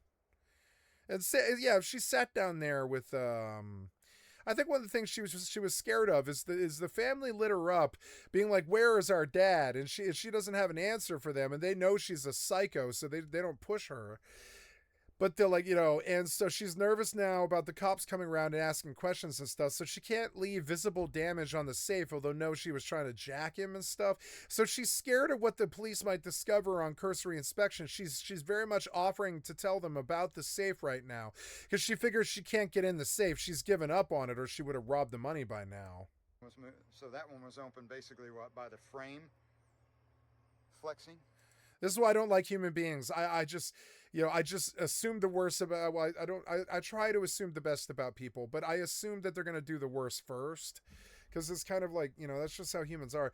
So I just sort of like, I know she's been thinking about cracking this safe for like 2 months, and she came up on she drew a blank. She came up drawing a blank.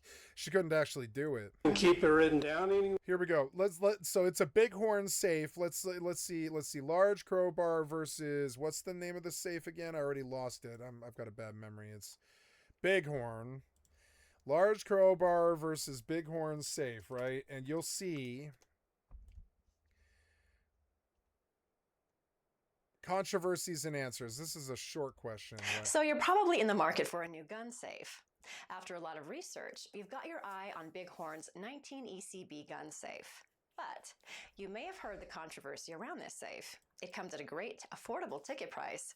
But some buyers wonder, why is it called a residential security container? Does this mean it's still secure as a gun safe? Or are you just buying an overpriced gun cabinet? Head on over to cavearmor.com. No, that's not what we were after.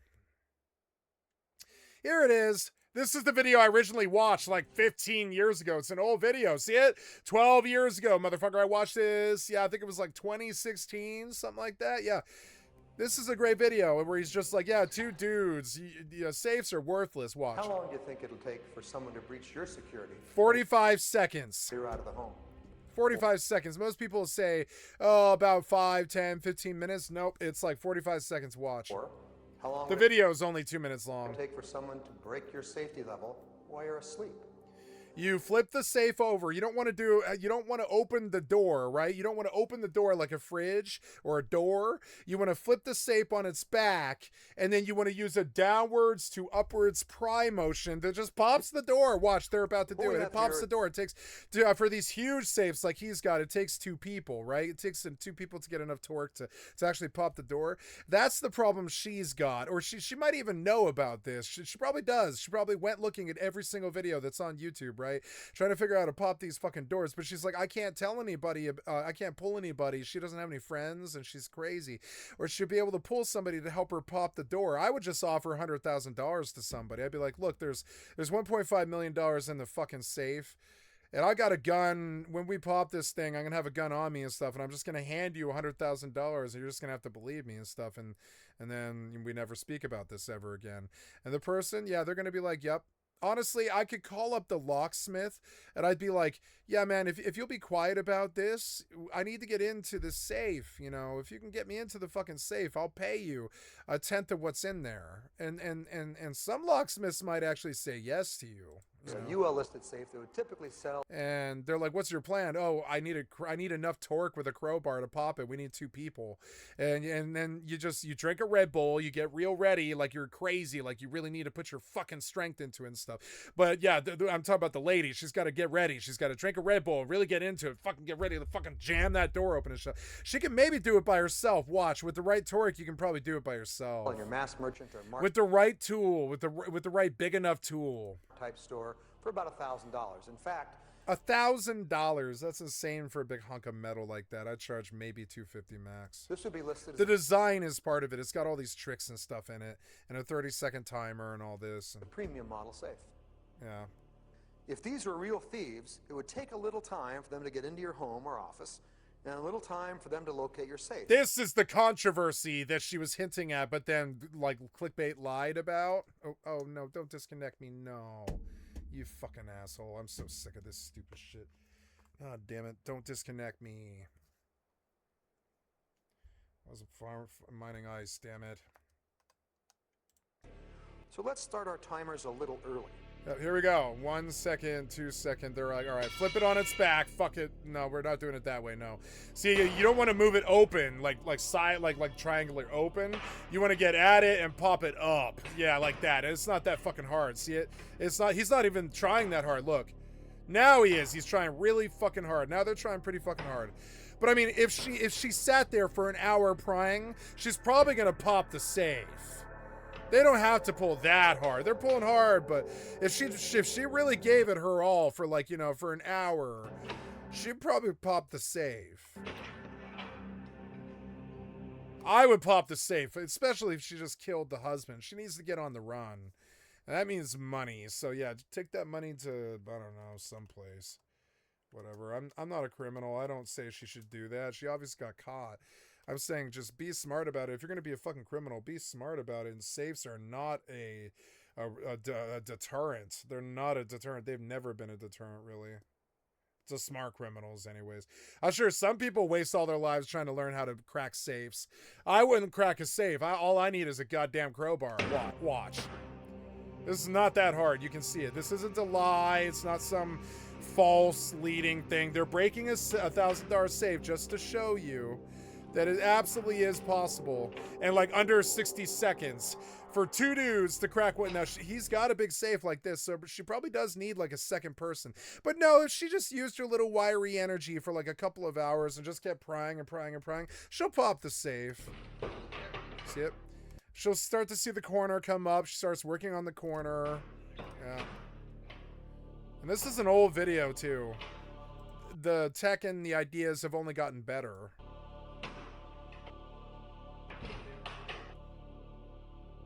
Now, this might be bullshit, what we're seeing. Let's see what the comments are saying. Let this be a warning to everyone that stores their guns in a safe unbolted to the floor, sitting in the very middle of a large warehouse, right? Yeah, and that's their thing, is they're like, yeah, how do you get, like, a smart owner is going to put the safe somewhere where you can't get it out, right?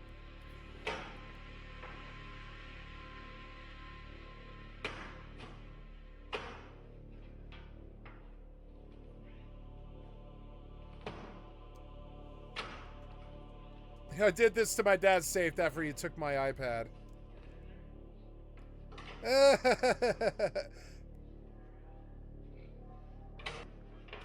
I need that for Fortnite, asshole.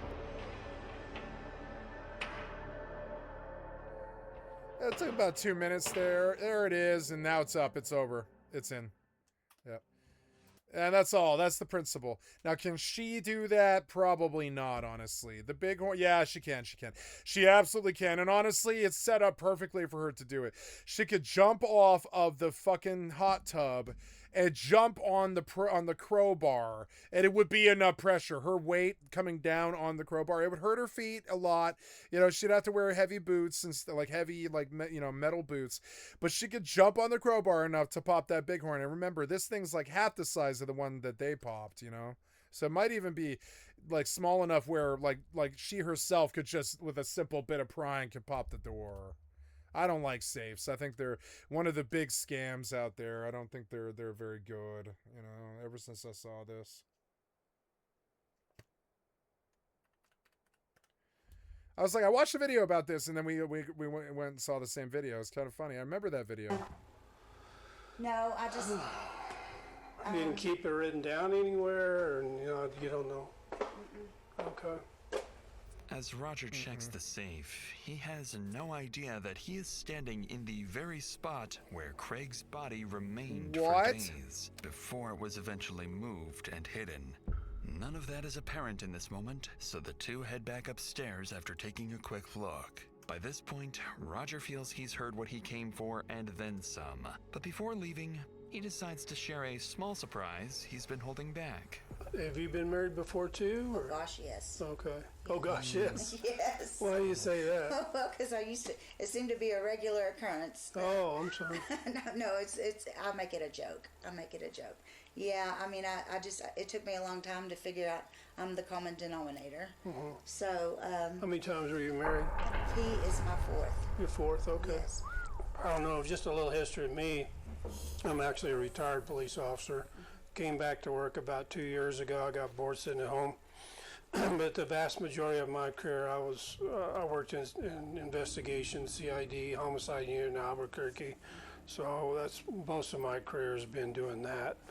Deputy Roger leaves little room for doubt, subtly making it clear that he is, in fact, homicide investigating police. A possible homicide. Even though Dina tries to appear nonchalant, her face tells a different story. She looks visibly taken aback by the idea that a homicide detective is now sitting in her living room, and the timing of Roger's reveal couldn't have been more deliberate, coming right after Dina seemingly acknowledged that she's the common denominator in her previous failed marriages.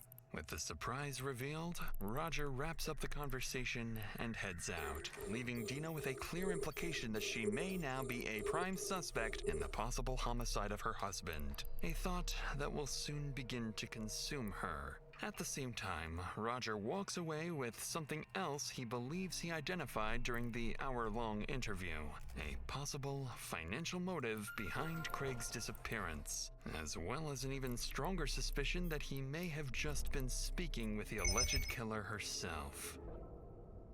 Before heading back to the station to relay his findings, Roger's relentless instincts get the best of him.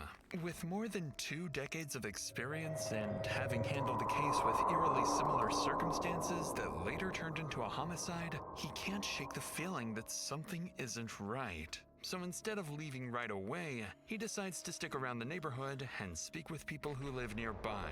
A move that will not only fuel Roger's growing suspicions, but also reveal some new details police hadn't fully heard before. How are you doing? Hey, you. Roger Skycatlive, we met. Yeah, I was at the school. You want to go here? We can come up Will here. the dog bite me? No. Oh, There, okay. there. Just a good barker. What, do you know anything on the last time you saw him or talked to him? No, it's been a while, and there's some weird things going on. Yeah, for sure. And I don't want to. I'm not trying to implicate anybody. From what it sounds like in the past, whenever those two get when I say those two, Craig and Dina, they get together, and you mix in a little bit of alcohol. Things get a little bit flammable, or can be. And Craig said, if anything ever happens to me out on one of these calls, Dina it's has homicide the police. to the Speak safe, directly. I keep like things could get spicy. It's like it's homicide police. Be more clear. Be more concise about what they do, how they fight, or what they do. An envelope full of money in it. And this is the only way I've been able to have any communication with him. And I don't even know if it's him. Wonder who he supposedly went fishing to Mexico with. See, we had a call like this a long time ago. Long story short, turned into a murder. But she was staying in the house 3 weeks after she'd murdered him, and she drug him out in the back porch. And that's exactly what this case is. That's exactly what this case is, too. Kind of rings the same deal. Same story. Yeah, it's kind of oh wow, he's had experience with this exact sort of MO in a case before, so he knows what to look for. That's not good for her. Wow. He went on a fishing trip. Well, he kept not showing up for work, and people were calling. So he's really nowhere to be seen. No, ma'am. Sometimes I think I would be a pretty good detective, but I think that's what everybody thinks. But no, I've never had somebody successfully lie to me. I've never had somebody successfully rip me off. I don't think I'm a pretty good judge of character and stuff. Everybody I always thought was bad. I even pick up on people over the internet on YouTube and stuff. I can tell that they might not be somebody I should watch and stuff, and that's happened. Like, you know, it's like I am a good judge of character, I would say, and I would love to take a swing at being a detective if it didn't involve being police. You know, being a private eye would be really fun.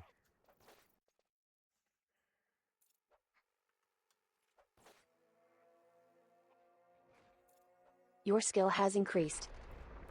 You know where to be I think found. everything we've been told and heard is. I wasn't sure how. And I want to say something else, but I don't want to implicate her. You need to say it. When we've heard It's homicide police. Open up, spill the tea. Let's go. You might be obstructing a fucking investigation. You need to open up now. It's not an option. That's like literally you'll face a charge yourself. You know. First moved here, Your skill has increased. And she was like, and she didn't say she'd kill him, but she was like, if it happened, you know, I'd be okay with it, kind of to that effect. Mm-hmm. By now, the pattern is becoming impossible to ignore, and it seems like everyone familiar with the couple is thinking the same thing.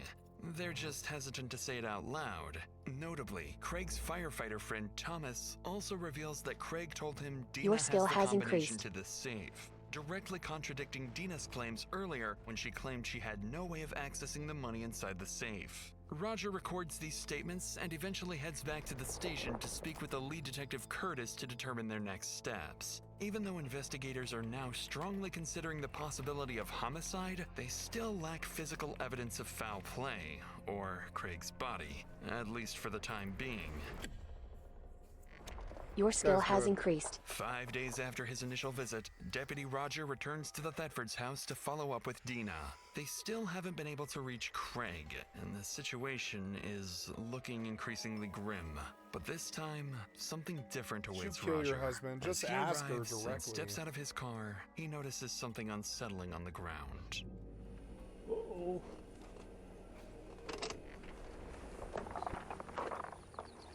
He's actually really looking too. He's like looking for just minutes. He's like, do I see anything? Blood around the shovel. Blood? Some kind of blood. Good morning. How are you? Good, how are you? Good, good. I was about to make some coffee. I'll take some coffee. What are you putting in the ground? I'm not putting it in the ground. I was trying to flatten it. I'm going to roll those rocks back in there. What are you putting in the ground? Well, I saw that metal thing. I thought maybe it was some kind of a holding thing. It's an above ground gardening. Oh, yeah, yeah. Roger treats the discovery lightly, even joking about the massive hole Dina dug outside. Your skill has increased. Oh my god, you're digging this dude's grave! And he knows. Why isn't there cuffs on you? I would put cuffs on you. We got some questions down at the station now. This is where I wouldn't play with her any further than this. I'd be like, no, it seems like you're kind of, you know, burying your husband in a grave right now. Where is your husband? Do you know where he is? I would lose patience at this point. Gardening? Oh, yeah, yeah. Roger treats the discovery lightly, even joking about the massive hole Dina dug outside. But he'll soon find out that he's been, unknowingly, walking right over the truth this whole time. I'm sure. Was he close to? Was he close to any of the females at all? He's nice to everybody. I mean, everybody adores him. Yeah. You know, we were going to church and everybody just loves him, and the neighbors, he would do anything for anybody. So none of these neighbors had a gripe with him or an issue with him. It's just so unusual for somebody just completely pop off the radar. Just poof, they're gone. Well, it's a mystery. I just keep thinking he's maybe got an enemy that we're not aware of, or somebody that felt like they had something to gain. I think, you know, if I had just left when he told me to, then none of this would have happened. With this statement coming directly from Dina, she has effectively pointed the finger at herself. Whether she realizes it or... Oh yeah, isn't there like a... Oh yeah, there's like a mining AUG, and I forgot what it was. The best Yeti implant is all you can do. Medium ice harvester accelerator ones.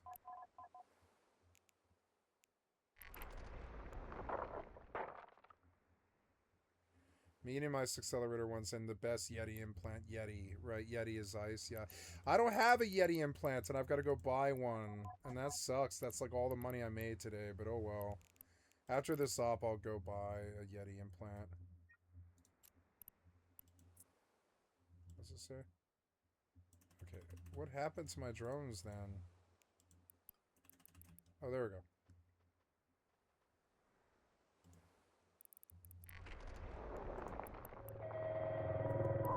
or not remains to be seen. With the remainder of the conversation yielding no new leads, Roger wraps up his second visit and heads out, still empty-handed. But as he leaves the property, Roger has no idea that this might be the last time he ever sees Dina alive. Inherent Yeti ice harvesting, pricey. How pricey? In the That's not following that bad. weeks, things begin to escalate dramatically as Dina appears to have vanished. Any phone calls from detectives went straight to voicemail, and police... Though right now I already have like a booster AUG in that slot, so I don't know about that. I'm fairly sure I do. I'll go take a look, but yeah, my 10 slot... No, wait, no, slot 10. Oh, yeah, 10, huh? Yeah, that's... What slot is that? What slot does this sit in? It's in slot 10, which is like, does Master at Arms? No, that's a booster, but the implant, yeah, the implant, no, I don't have a 10. I will have to go buy a Yeti. That shit's like 180 million. Damn it. But oh well, it's good though. It gives you negative -5% cycle time bonus, which is actually super good. That's good. Were unable to locate her. Investigators also caught wind of rumors alleging Dina was talking about fleeing to Jamaica or taking her own life. However, there's a huge development that's about to happen today. Because sometime in the afternoon, an old co-worker of Dina from her prison job calls lead detective Curtis with an explosive tip. Hello? Hi, is this Andrew? Yes, ma'am. This is Detective Curtis with the Otero County Sheriff's Office. I had a message that you had called. Yes, ma'am. Alright, what can I help you with, sir? I recently got in touch with an old friend of mine. She was married to that dude, and apparently she said she shot him. I have a conscience, and I can't. What? I couldn't just not say nothing. Can you tell me her name? This is his wife, Dina. Did she tell you when? No, ma'am. I don't know none of the particulars. What everyone has been anticipating this entire time has finally come to fruition. Seemingly straight from Dina herself, according to her old friend Andrew. However, without a body or hard evidence, Detective Curtis can't obtain an arrest warrant or press any charges. But not long after this call, another development takes place. This time, police catch wind that Dina was at her mother's house in Texas and attempted to take her own life. Detective Curtis realizes how quickly and dangerously the situation is escalating. If Dina manages to flee, or worse yet, takes life, they may never find Craig's body, and the case is doomed to go cold. With that possibility looming over the case, Curtis decides to act fast. She obtains a search warrant for Craig's house and begins coordinating with the Major Crimes Unit to execute the search, find Dina, and, more importantly, uncover Craig's body. As coordination is underway, Curtis sends a group of detectives and heads out to Dina's mother's residence. She needs to figure out why Dina is trying to harm herself. So watch this if they get stuck in here. Hi, Mary. I'm Detective Curtis with the Sheriff's Office in New Mexico. Is it okay if I come in? Sure. I understand that these guys updated you on why we're all here. Yes. Okay. We're hoping that maybe we could talk to you a little bit about everything that's going on, if that's all right. Dina tried to take her. Did Dina tell you why she wanted to take her? No. No? Did she have a method she was planning on using? I don't know. She didn't say that. I knew she was real depressed. But I didn't expect any of this. About how long has she been back here? She started coming back off and on. I think it was maybe, I'm not sure.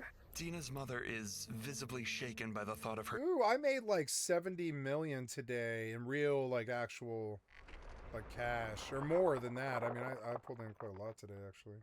Her daughter harming herself, but she can't explain why Dina would take such drastic action. Detective Curtis wraps up the interview and gathers possible addresses for Dina's acquaintances, hotels, and hospitals where she might be. They need to find her before she can do something irreversible. Hours later, back in New Mexico, the Major Crimes Unit is briefed and the coordination is in full effect. Detective Curtis and Deputy Roger, along with a group of officers, make their way to the Thetford property, hoping to find at least one of the two alive.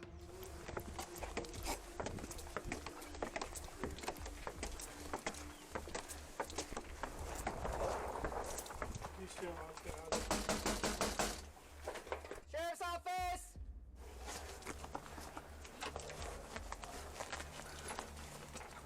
Is there a code spot? No. Let me check these other doors. No. This one's already been forced. It's already been what? Huh. After circling around the exterior of the top floor, deputies discover one of the front doors is suspiciously unlocked, suggesting Dina may be somewhere inside. Officers decide to conduct an initial sweep for potential threats. Given Dina's violent past, her prison officer background, and the murder allegations hanging over her, deputies can't be too careful. One of the deputies has a code for the garage door downstairs, and that's where they decide to make their entry. Through the garage! That door supply. Sheriff's office!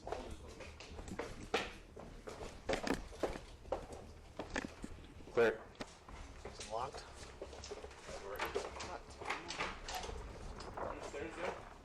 There's 2 doors to the left. We're gonna open this. Stairs. I got stairs. What's it? You got stairs? If you want, so there's another door on this other side. You want to check that door, and I'll go upstairs.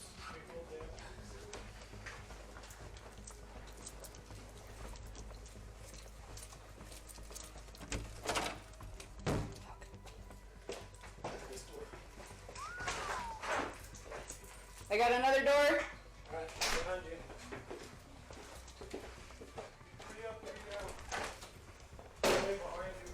I got another door. Oh, blue. Your skill has increased. Yep.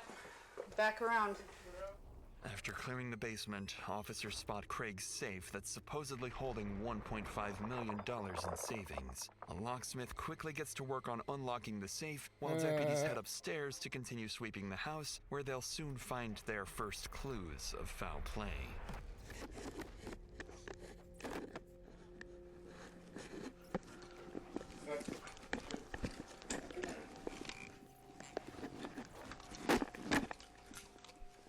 Blue.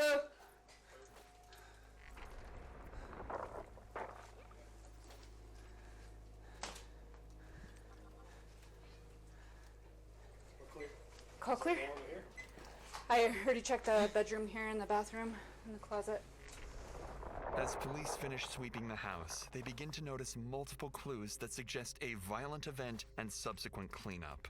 Multiple bottles of bleach scattered throughout the house, a surveillance system that appears to have been physically disabled, and various areas showing signs of cleaning. But with no sign of Dina or Craig's body in the main house, deputies move outside to check the outbuildings, starting with Craig's man cave. It's the man cave.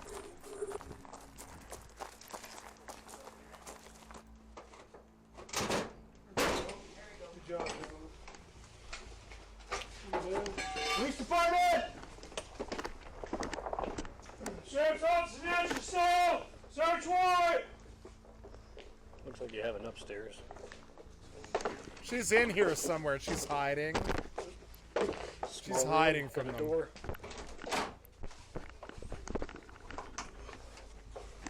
You know, if I was running from the cops like this, I don't think I would try to leave. I think I would go out and I think they have woods around their house, and I think I would just go out and lay on a blanket in the woods. Maybe the cops go out to the woods. Maybe they bring dogs and this dog sniff to you. I guess the dogs would be a concern with cops, yeah. They might bring dogs, huh? Small room coming out. Okay, small room. Light it up. Clear. So I'm looking to see if there's any cameras. But I haven't seen. There's cameras on the back side of this house.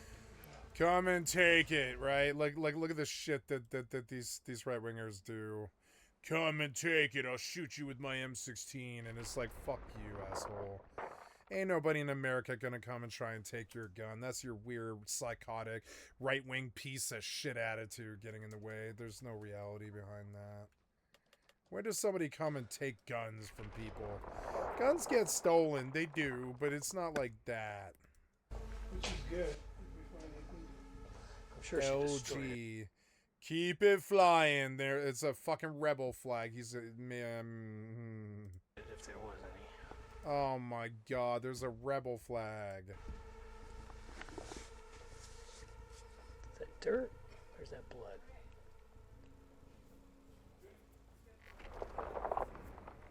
As deputies continue their search, they also find a table saw with possible blood traces, as well as suspected splatter in the workshop area. But still, no human body or remains anywhere. In the meantime, back in the basement of the main house, the locksmith is seconds away from opening Craig's safe and confirming something Deputy Roger had suspected all along.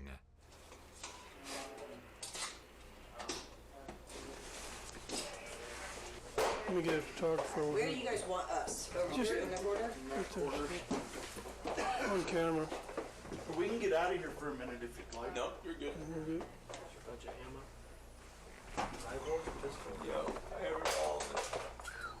Holy smokes. Kimber is missing. They don't want to destroy this.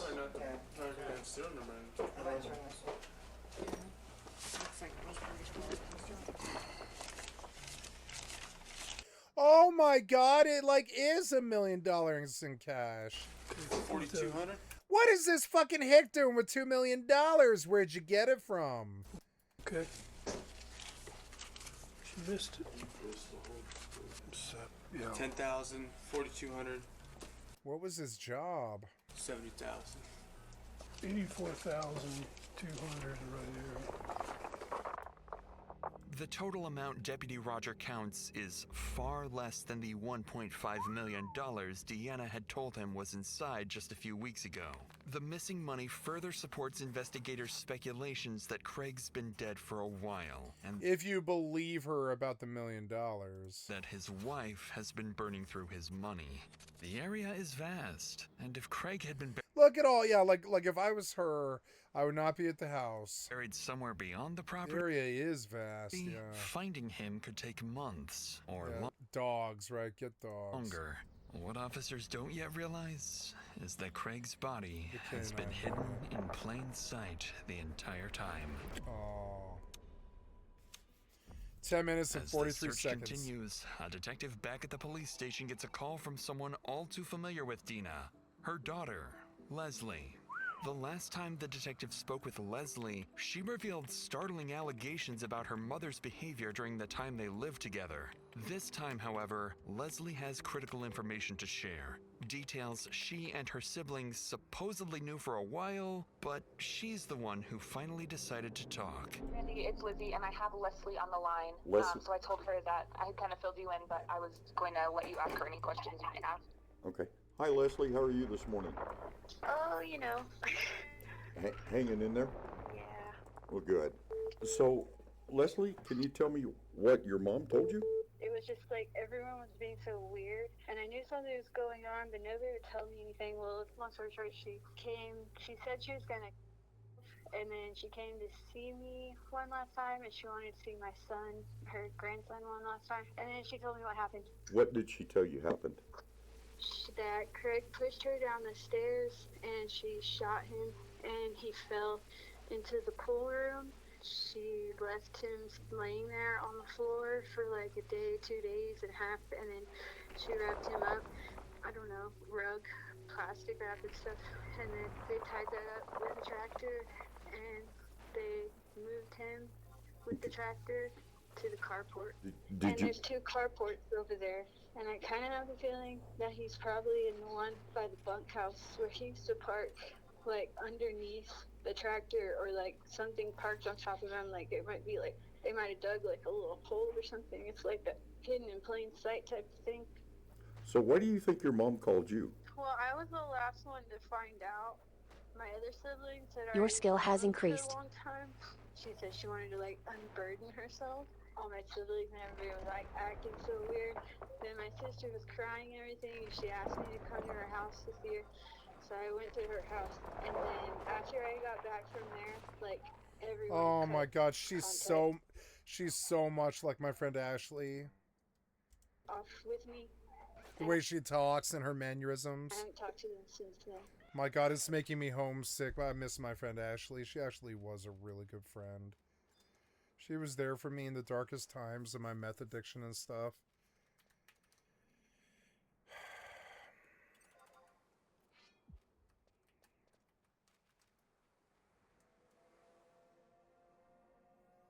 Your skill has increased.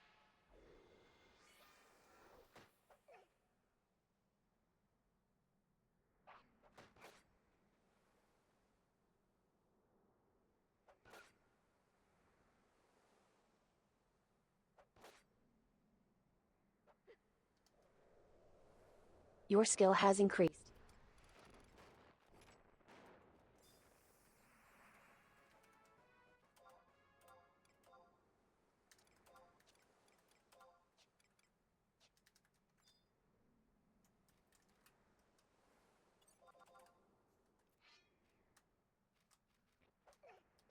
I miss my friend Ashley really bad. And just like that, Leslie seemingly... She was a good friend. She always was there for me. I wish she was single, but I think she married a Mexican man when she was like 40 something. She's like 45 now, I think. Or no, a little bit younger than that. She's like 43. But yeah, I think she got married if I recall. I don't remember. It's been so long. I'd have to go look at her Facebook.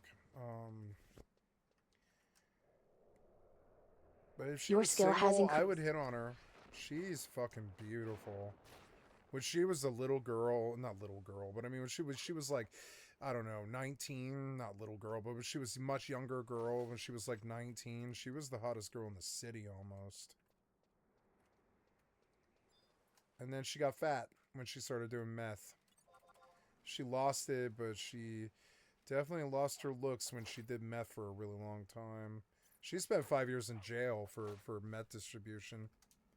Another one of my drug dealer friends. He cracks the case, giving investigators the breakthrough they've been looking for. The deputies back at the residence are informed that Craig's body is hidden on the property. Based on Leslie's tip, they move to conduct a thorough search of the detached metal carport west of the house, where investigators will discover that the truth has been hidden in plain sight all along. In the carport, next to the tractor, officers spot a large pile of cardboard boxes, rugs, soil bags, and other items stacked to hide something underneath. As they clear the pile, black plastic sheets become visible, and inside, they discover a human body concealed beneath materials to hide the foul odor. After transporting the body for an autopsy, doctors estimate it has been deceased for weeks to months, consistent with a January killing. 3 or 4 gunshot wounds are found on the left side, including one through the heart, classifying the death as homicide. After using fingerprints, the body is positively identified as Craig Thetford. Your skill has increased. With this tragic discovery, an arrest warrant is officially issued for Dina, and multiple units in both New Mexico and Texas are informed to be on the lookout for her. A few hours into the search, officers in Texas receive information from Dina's mother, Mary. She tells them that Dina is at Red River Hospital. Officers quickly arrive at the hospital where they find Dina alive and unharmed. She's taken into custody without incident. As she's transported to the station for questioning, Dina remains calm and cordial, almost as if she's been expecting this moment for months. Detective Curtis now has a body and what she believes enough evidence to pursue homicide charges. But there's one final question she doesn't have an answer to yet. Why was Craig truly killed? William Lewandowski with the district attorney's office out of New Mexico. I think she might not have been lying about him pushing her down the stairs. She seems like the sort of type. Or I'm sorry, he pushed her down the stairs, and he seemed like the sort of type to me. He seemed like just as angry as her, kind of. So, I'm sure you understand why we're all here? The old gray and black. Yes. Did you...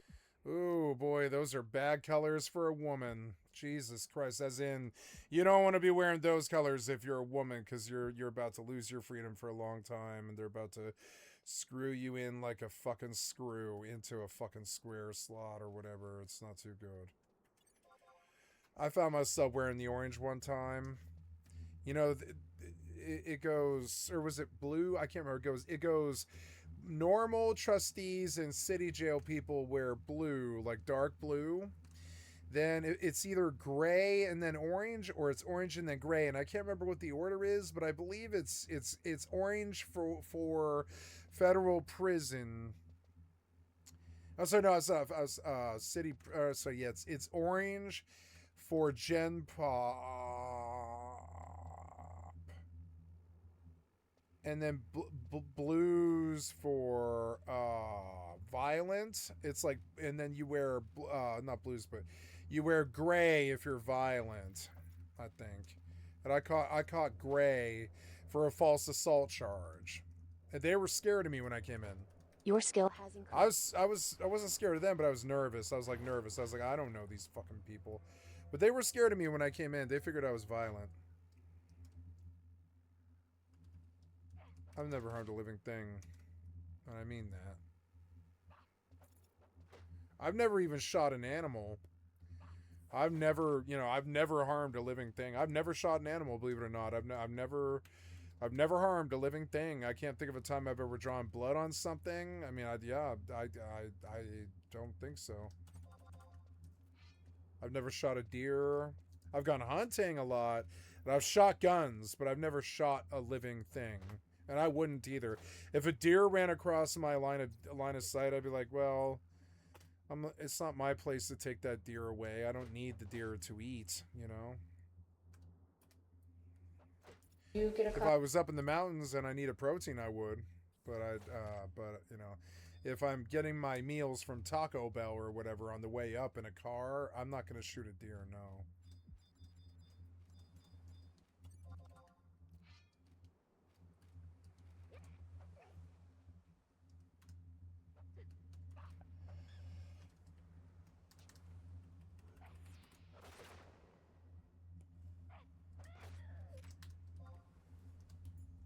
Copy of your arrest warrant. Oh, I should probably go get a XP buff now. Oh, I also can use my... Or no, I guess I have to go buy blind. I suppose at level 7 I should go actually upgrade gear too. Excuse me. How much conquest do I have? Good, just enough. I will buy an Empress band. Or Emperor band, I guess.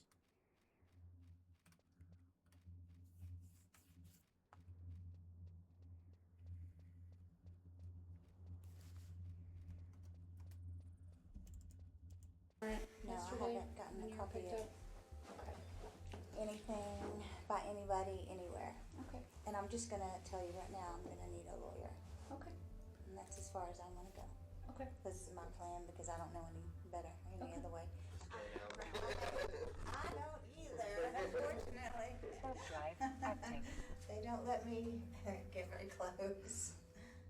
As fate would have it, Detective Curtis won't get the answer she hoped for as Dina invokes her right to a lawyer, effectively ending the interview. Following this, Dina is booked into jail without bond for first-degree murder and tampering with evidence. And while the why of Craig's death remains unanswered, the investigation continues. In the following weeks, detectives and prosecutors gather their evidence and build a classic circumstantial homicide case, alleging Dina intentionally shot Craig multiple times inside the house, moved and hid his body, lied repeatedly about his whereabouts, and looted shared assets. Prosecutors believe what they have will lead to a conviction, with the main open question being whether the jury finds first-degree murder or a lesser homicide charge. As of March 2026, Dina Thetford's case is still in the pre-trial phase, and she remains innocent until proven guilty in court. Time to feed this kitty. Or no, I don't usually feed her until noon, huh? This is the wrong time. She faces life in prison with the possibility of parole after 30 years if convicted of first-degree murder, or 18 years. Alright. What's up, guys and gals? Welcome back to the Nerd Castle. Today in the world of indie games, we're going to be checking back in on Quasimorph. What's up, sorry. guys and gals? Morph. It's got up and then from like 20 hours this week. Not in the this is the game itself. Game where you'll find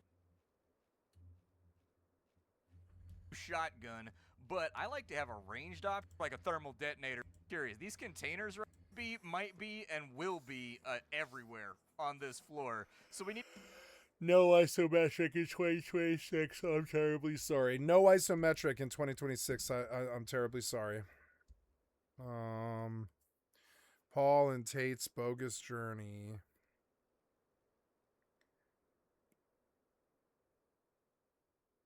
The dark side of WoW community. Mel Gibson tried to warn you. You heard the name. Here's why it's important. Israel's War Machine from LJ. The Satisfying Death of Hustle Culture from Matty Balls. Hustle culture is the idea that productivity, working long hours, DC'd and again. grinding at the expense of damn things it. like personal needs or a social life, all for the sake of money, is very important. It's promoted and sold to us regular folk by guys like this.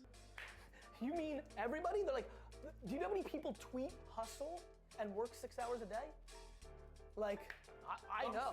I know. Slaves worked all the hours they were awake for their entire lives. I think, like, if they can do it, so can I. If you're a guy in your 20s and you don't have a Lamborghini, you should actually sit down and have like a serious discussion with yourself. Here in my garage, just bought this new Lamborghini here. Now, of course, some of How did you make enough money for a Lamborghini? You robbing fucking banks or Bitcoin or what? What job would pay enough money for a 26-year-old to buy a Lamborghini? What? this seems really ridiculous. Even a lawyer, I mean, wouldn't have enough for that. But it's not always that crazy. You've been stealing Bitcoin or something weird. I know you have. A lot of people in the hustle culture community are really good at selling you the dream of working hard and getting rich, but they don't give out all of this information for free. Usually it comes at a cost. And after years of these gurus selling lies, scams, or information that you could find yourself for free, people are starting to wake up and realize that most of hustle culture is a scam. So how did society let these guys make millions off of selling a dream to the masses? Why is hustle culture so prominent in America especially, and what made Gen Z so anti-hustle culture? Well, to understand hustle culture's impact and its flaws, we have to understand why it's so big in the first place. According to BBC, the entrepreneurial boom in the 1990s and early 2000s laid the foundation for the hustle culture narrative. They note the rise of venture capital financing helped build technology titans in Silicon Valley, companies including Google and Facebook, which rocketed to dominance. These high-profile successes, famous for their intense, all-consuming work cultures, cemented Northern California as a global hub for innovation and entrepreneurship. The very public tech and .com booms made your average Joe think that they could make it as an entrepreneur if they worked hard. I mean, I'm sure we've all heard somebody say that Steve Jobs started in his garage. Thanks to the internet and the rise of e-commerce, it is probably true that it is easier now than ever before to start your own business and be successful. So this inspired a lot of people to try try and do so. The idea of working hard and being smart with your decisions has always been around. I mean, I just read a book called The Richest Man in Babylon with finance tips written from 1926. And even back in the 80s, Wall Street Richest Man in Babylon with finance tips written from 1926. And even back, just read a book called The Richest Man in Babylon with finance tips written from 1926. And even back in the 80s, Wall Street had a mantra of greed is good. If money is evil, then that building is hell. This is the most obnoxious group of money-hungry, low IQ, high energy, jackrabbit, fucking wannabe, big-time, small-time, shit-talking, bothersome, irritating bunch of motherfuckers I have ever. Oops. You ripped me out, did you? Oh, I lost my drone, I think. Damn it. Warp drive active. Had to endure for more than 5 minutes. But hustling, working 3 jobs, grinding, thank God it's Monday, all that stuff is a little bit newer. Hustle culture ideology says that people are overworking not because they're economically driven to, but simply because this is the way go-getters get what they want. Growing up, I feel like this mindset was always placed upon me by others, whether it be family or teachers, who were saying that to achieve you need to simply work harder. And I don't know about you guys, but I feel like when I was in school, when they were teaching us about entrepreneurs, it was like the coolest thing, it was the best thing you could do, and it was part of the American dream. With again, Steve Jobs always being the go-to prime example. UC Riverside said, the picture of success looked like the stories of Mark Zuckerberg and Steve Jobs, people of power and high status who threw away their social life and focused all of their attention on developing what are now multi-billion-dollar enterprises. With these stories came with them the belief that the average person could also achieve such success if they did the same. I even remember watching this show in class in 8th grade called The Men Who Built America, which was a series about like the Carnegies and the Rockefellers, who were just the biggest entrepreneurs in the world. It seems like this idea is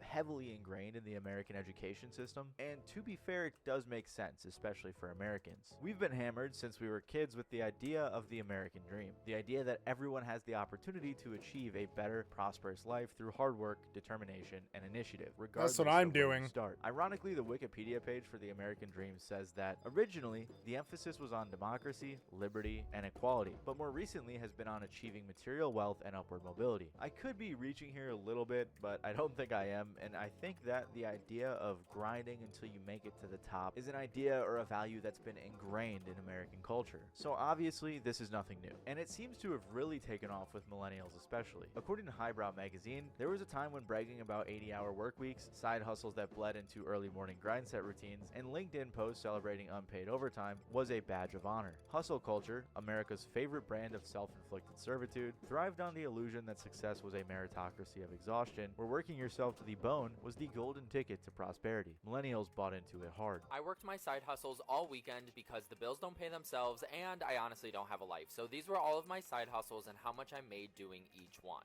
Hustle. Honestly don't have a life. So these were all of my side hustles and how much I made doing each one. Hustle, hustle, hustle.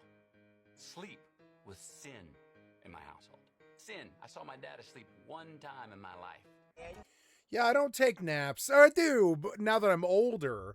And occasionally when I was a druggie, I would need a nap, you know, just exhausted, you know what I'm saying? Before I even do like a full night's sleep or whatever. But no, I don't remember too many times in my whole life that I ever took a nap, really. I think I've been doing it a lot late, like more recently, in that of my mid-40s and stuff. I'd be like, oh, I'm not feeling too well. I gotta go lie down. I've done that on my stream, I think about 5 or 10 times in the last 4 years or something. So it's a little bit more common now that I'm older. But until I was like 35, I don't believe I took a nap. I mean, not a real one, no.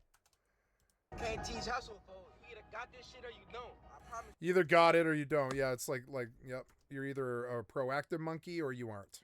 And I mean, I got this shit, I promise you. Obviously, this trend has crept into the younger generation as well, and it's become a very big thing. And this isn't just an issue individuals who want to succeed as business owners face. A lot of people in the white-collar world face it too. A lady named Paige Hansen, who was interviewed about this, said, I worked when my boss worked. No time was off limits. Everyone expects everyone to be available 24/7 because you have your cell phone and your laptop with you always. There are even studies that show that the 40-hour work week is more of a myth because people actually tend to work 47 hours a week on average, and that roughly 25% 95% of salaried workers work 60 hours a week, likely not getting overtime since, they're salaried. And the blue-collar world is obviously very difficult too. Don't worry, I'm not forgetting about you guys, and I think the memes speak for themselves. Well, my collar's blue and my neck is red. So it's clear that themselves. Well, my collar's blue and my neck is red.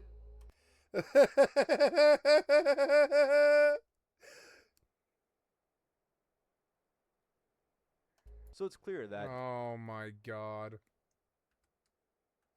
work 60 hours a week, likely not getting overtime since, they're salaried. And the blue-collar world is obviously very difficult too. Don't worry, I'm not forgetting about you guys, and I think the memes speak for themselves. Well, my collar's blue and my neck is red.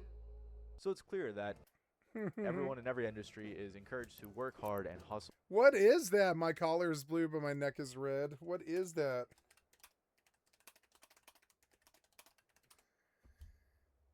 Jay Johnson, Blue Collar Anthem. Oh no.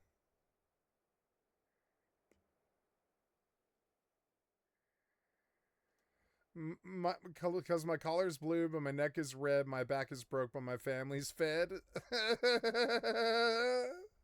Things you'll never hear me say. Oh my god. Her princess is singing that my collar's blue, my neck is red shit to each other for the past week, making fun of this song. Yeah. Blue Collar Anthem. My collar's blue, my neck is red. Oh my fucking god, you're fucking bad. So, I mean, the cheesy levels of schlocks with these right-wing grifters. It feels like you have to get by nowadays with how pricey everything's becoming. But I think in the last decade or so, hustle culture reached its peak. There are two types of hustle culture in my opinion. The first is more traditional, and it encourages you to climb the corporate ladder. Work hard and remain loyal to your company, and one day you'll be the CEO, or at least some big executive. But the other type encourages entrepreneurship, and I feel like this is where things get even crazier. Gary Vee is among the first people that come to mind when I think of hustle culture. Gary Vaynerchuk is a serial entrepreneur, author, and most notably, the god of hustle culture. I don't know how many times I'm going to say hustle culture in this video. I apologize. I feel like I've already said it like 50 times, so bear with me here. Now, others have come before Gary Vee singing a similar tune, but Gary Vee's very obnoxious and brash personality captured the internet's attention in a special way. At its core, his message wasn't bad. He said that if you work hard, save your money, sell things you don't need, and grind, you will be successful. There's so many people. Sell things you don't need. People that are talking shit about how big of an entrepreneur they're going to be and how much they're going to achieve, and they don't work on weekends. I worked every Saturday of my 20s. And I talked to 20-year-old entrepreneurs. I think I probably had a much more fun 20s than you. You probably have more money than me. I don't care about that. Lately, I've been saying to them, this Saturday, you're going to have more time off than I've had in my entire 20s on a Saturday. So, before you tell me how you're going to be bigger Wait, than me, I have a 1.5 billion-isk Crisis Breaker Drifter plug suit sitting here. And I think I would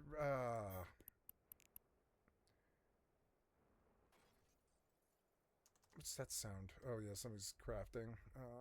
Do I need anything else? I guess a necklace would be good for the defense. Yeah. Or maybe I'll just take the Justice Badge, I guess. Yeah, what's that worth? Like 3,500 feather collar plus 1 ranged accuracy. None of that's good for me. But the Justice Badge is good. I'll take it. 3,500. Good. I also need a Scroll of Blind and a Scroll of Protect while I'm at it. Blind will be level 8. Ooh, 50G. Okay, Scroll of Blind and Scroll of Protect. Oops. Bar of Sleep and Bar of Stone. I'll take it. Bar of Sleep and Bar of Stone.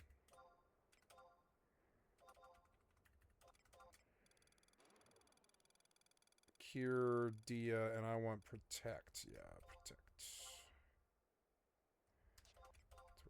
1,000.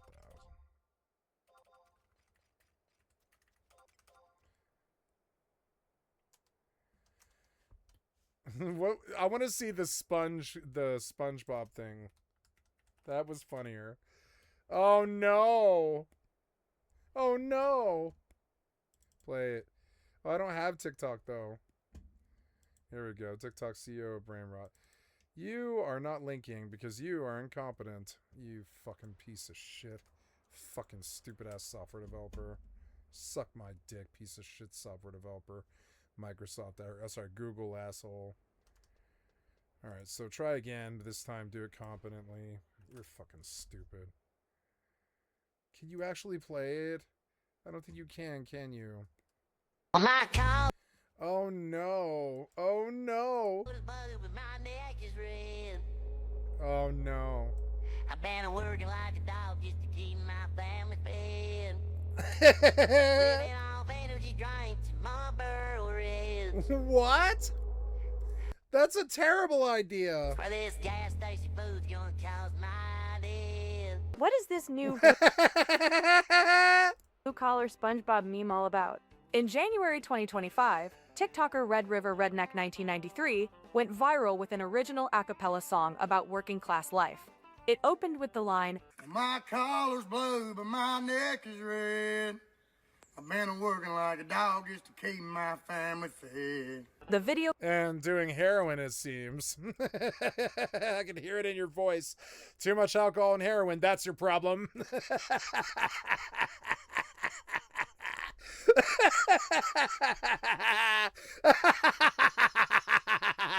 God, I like making fun of the right wing. Picked up more than 1.8 million views, his biggest post to date, and quickly my neck is blue, my collar's red. I do. Got dubbed the Blue Collar Anthem. Fast forward to September. My collar's blue and my neck is red.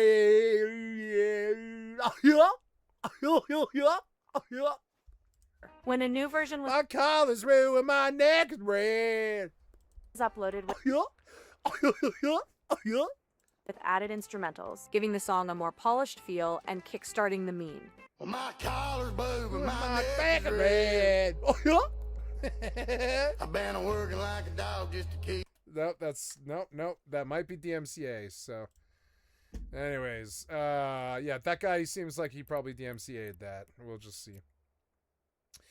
I want to wear my crisis breaker thingy.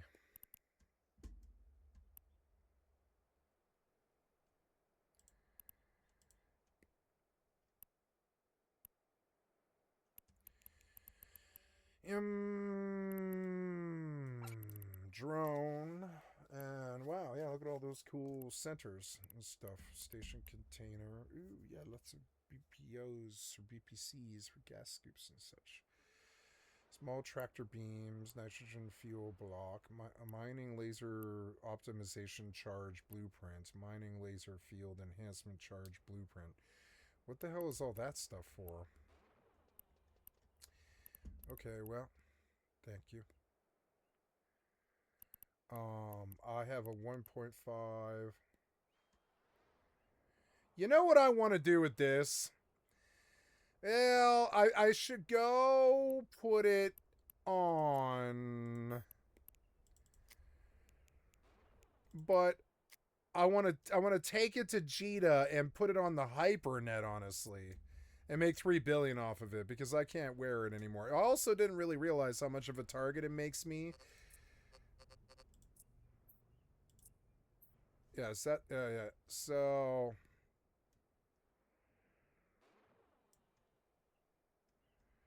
yeah, for now,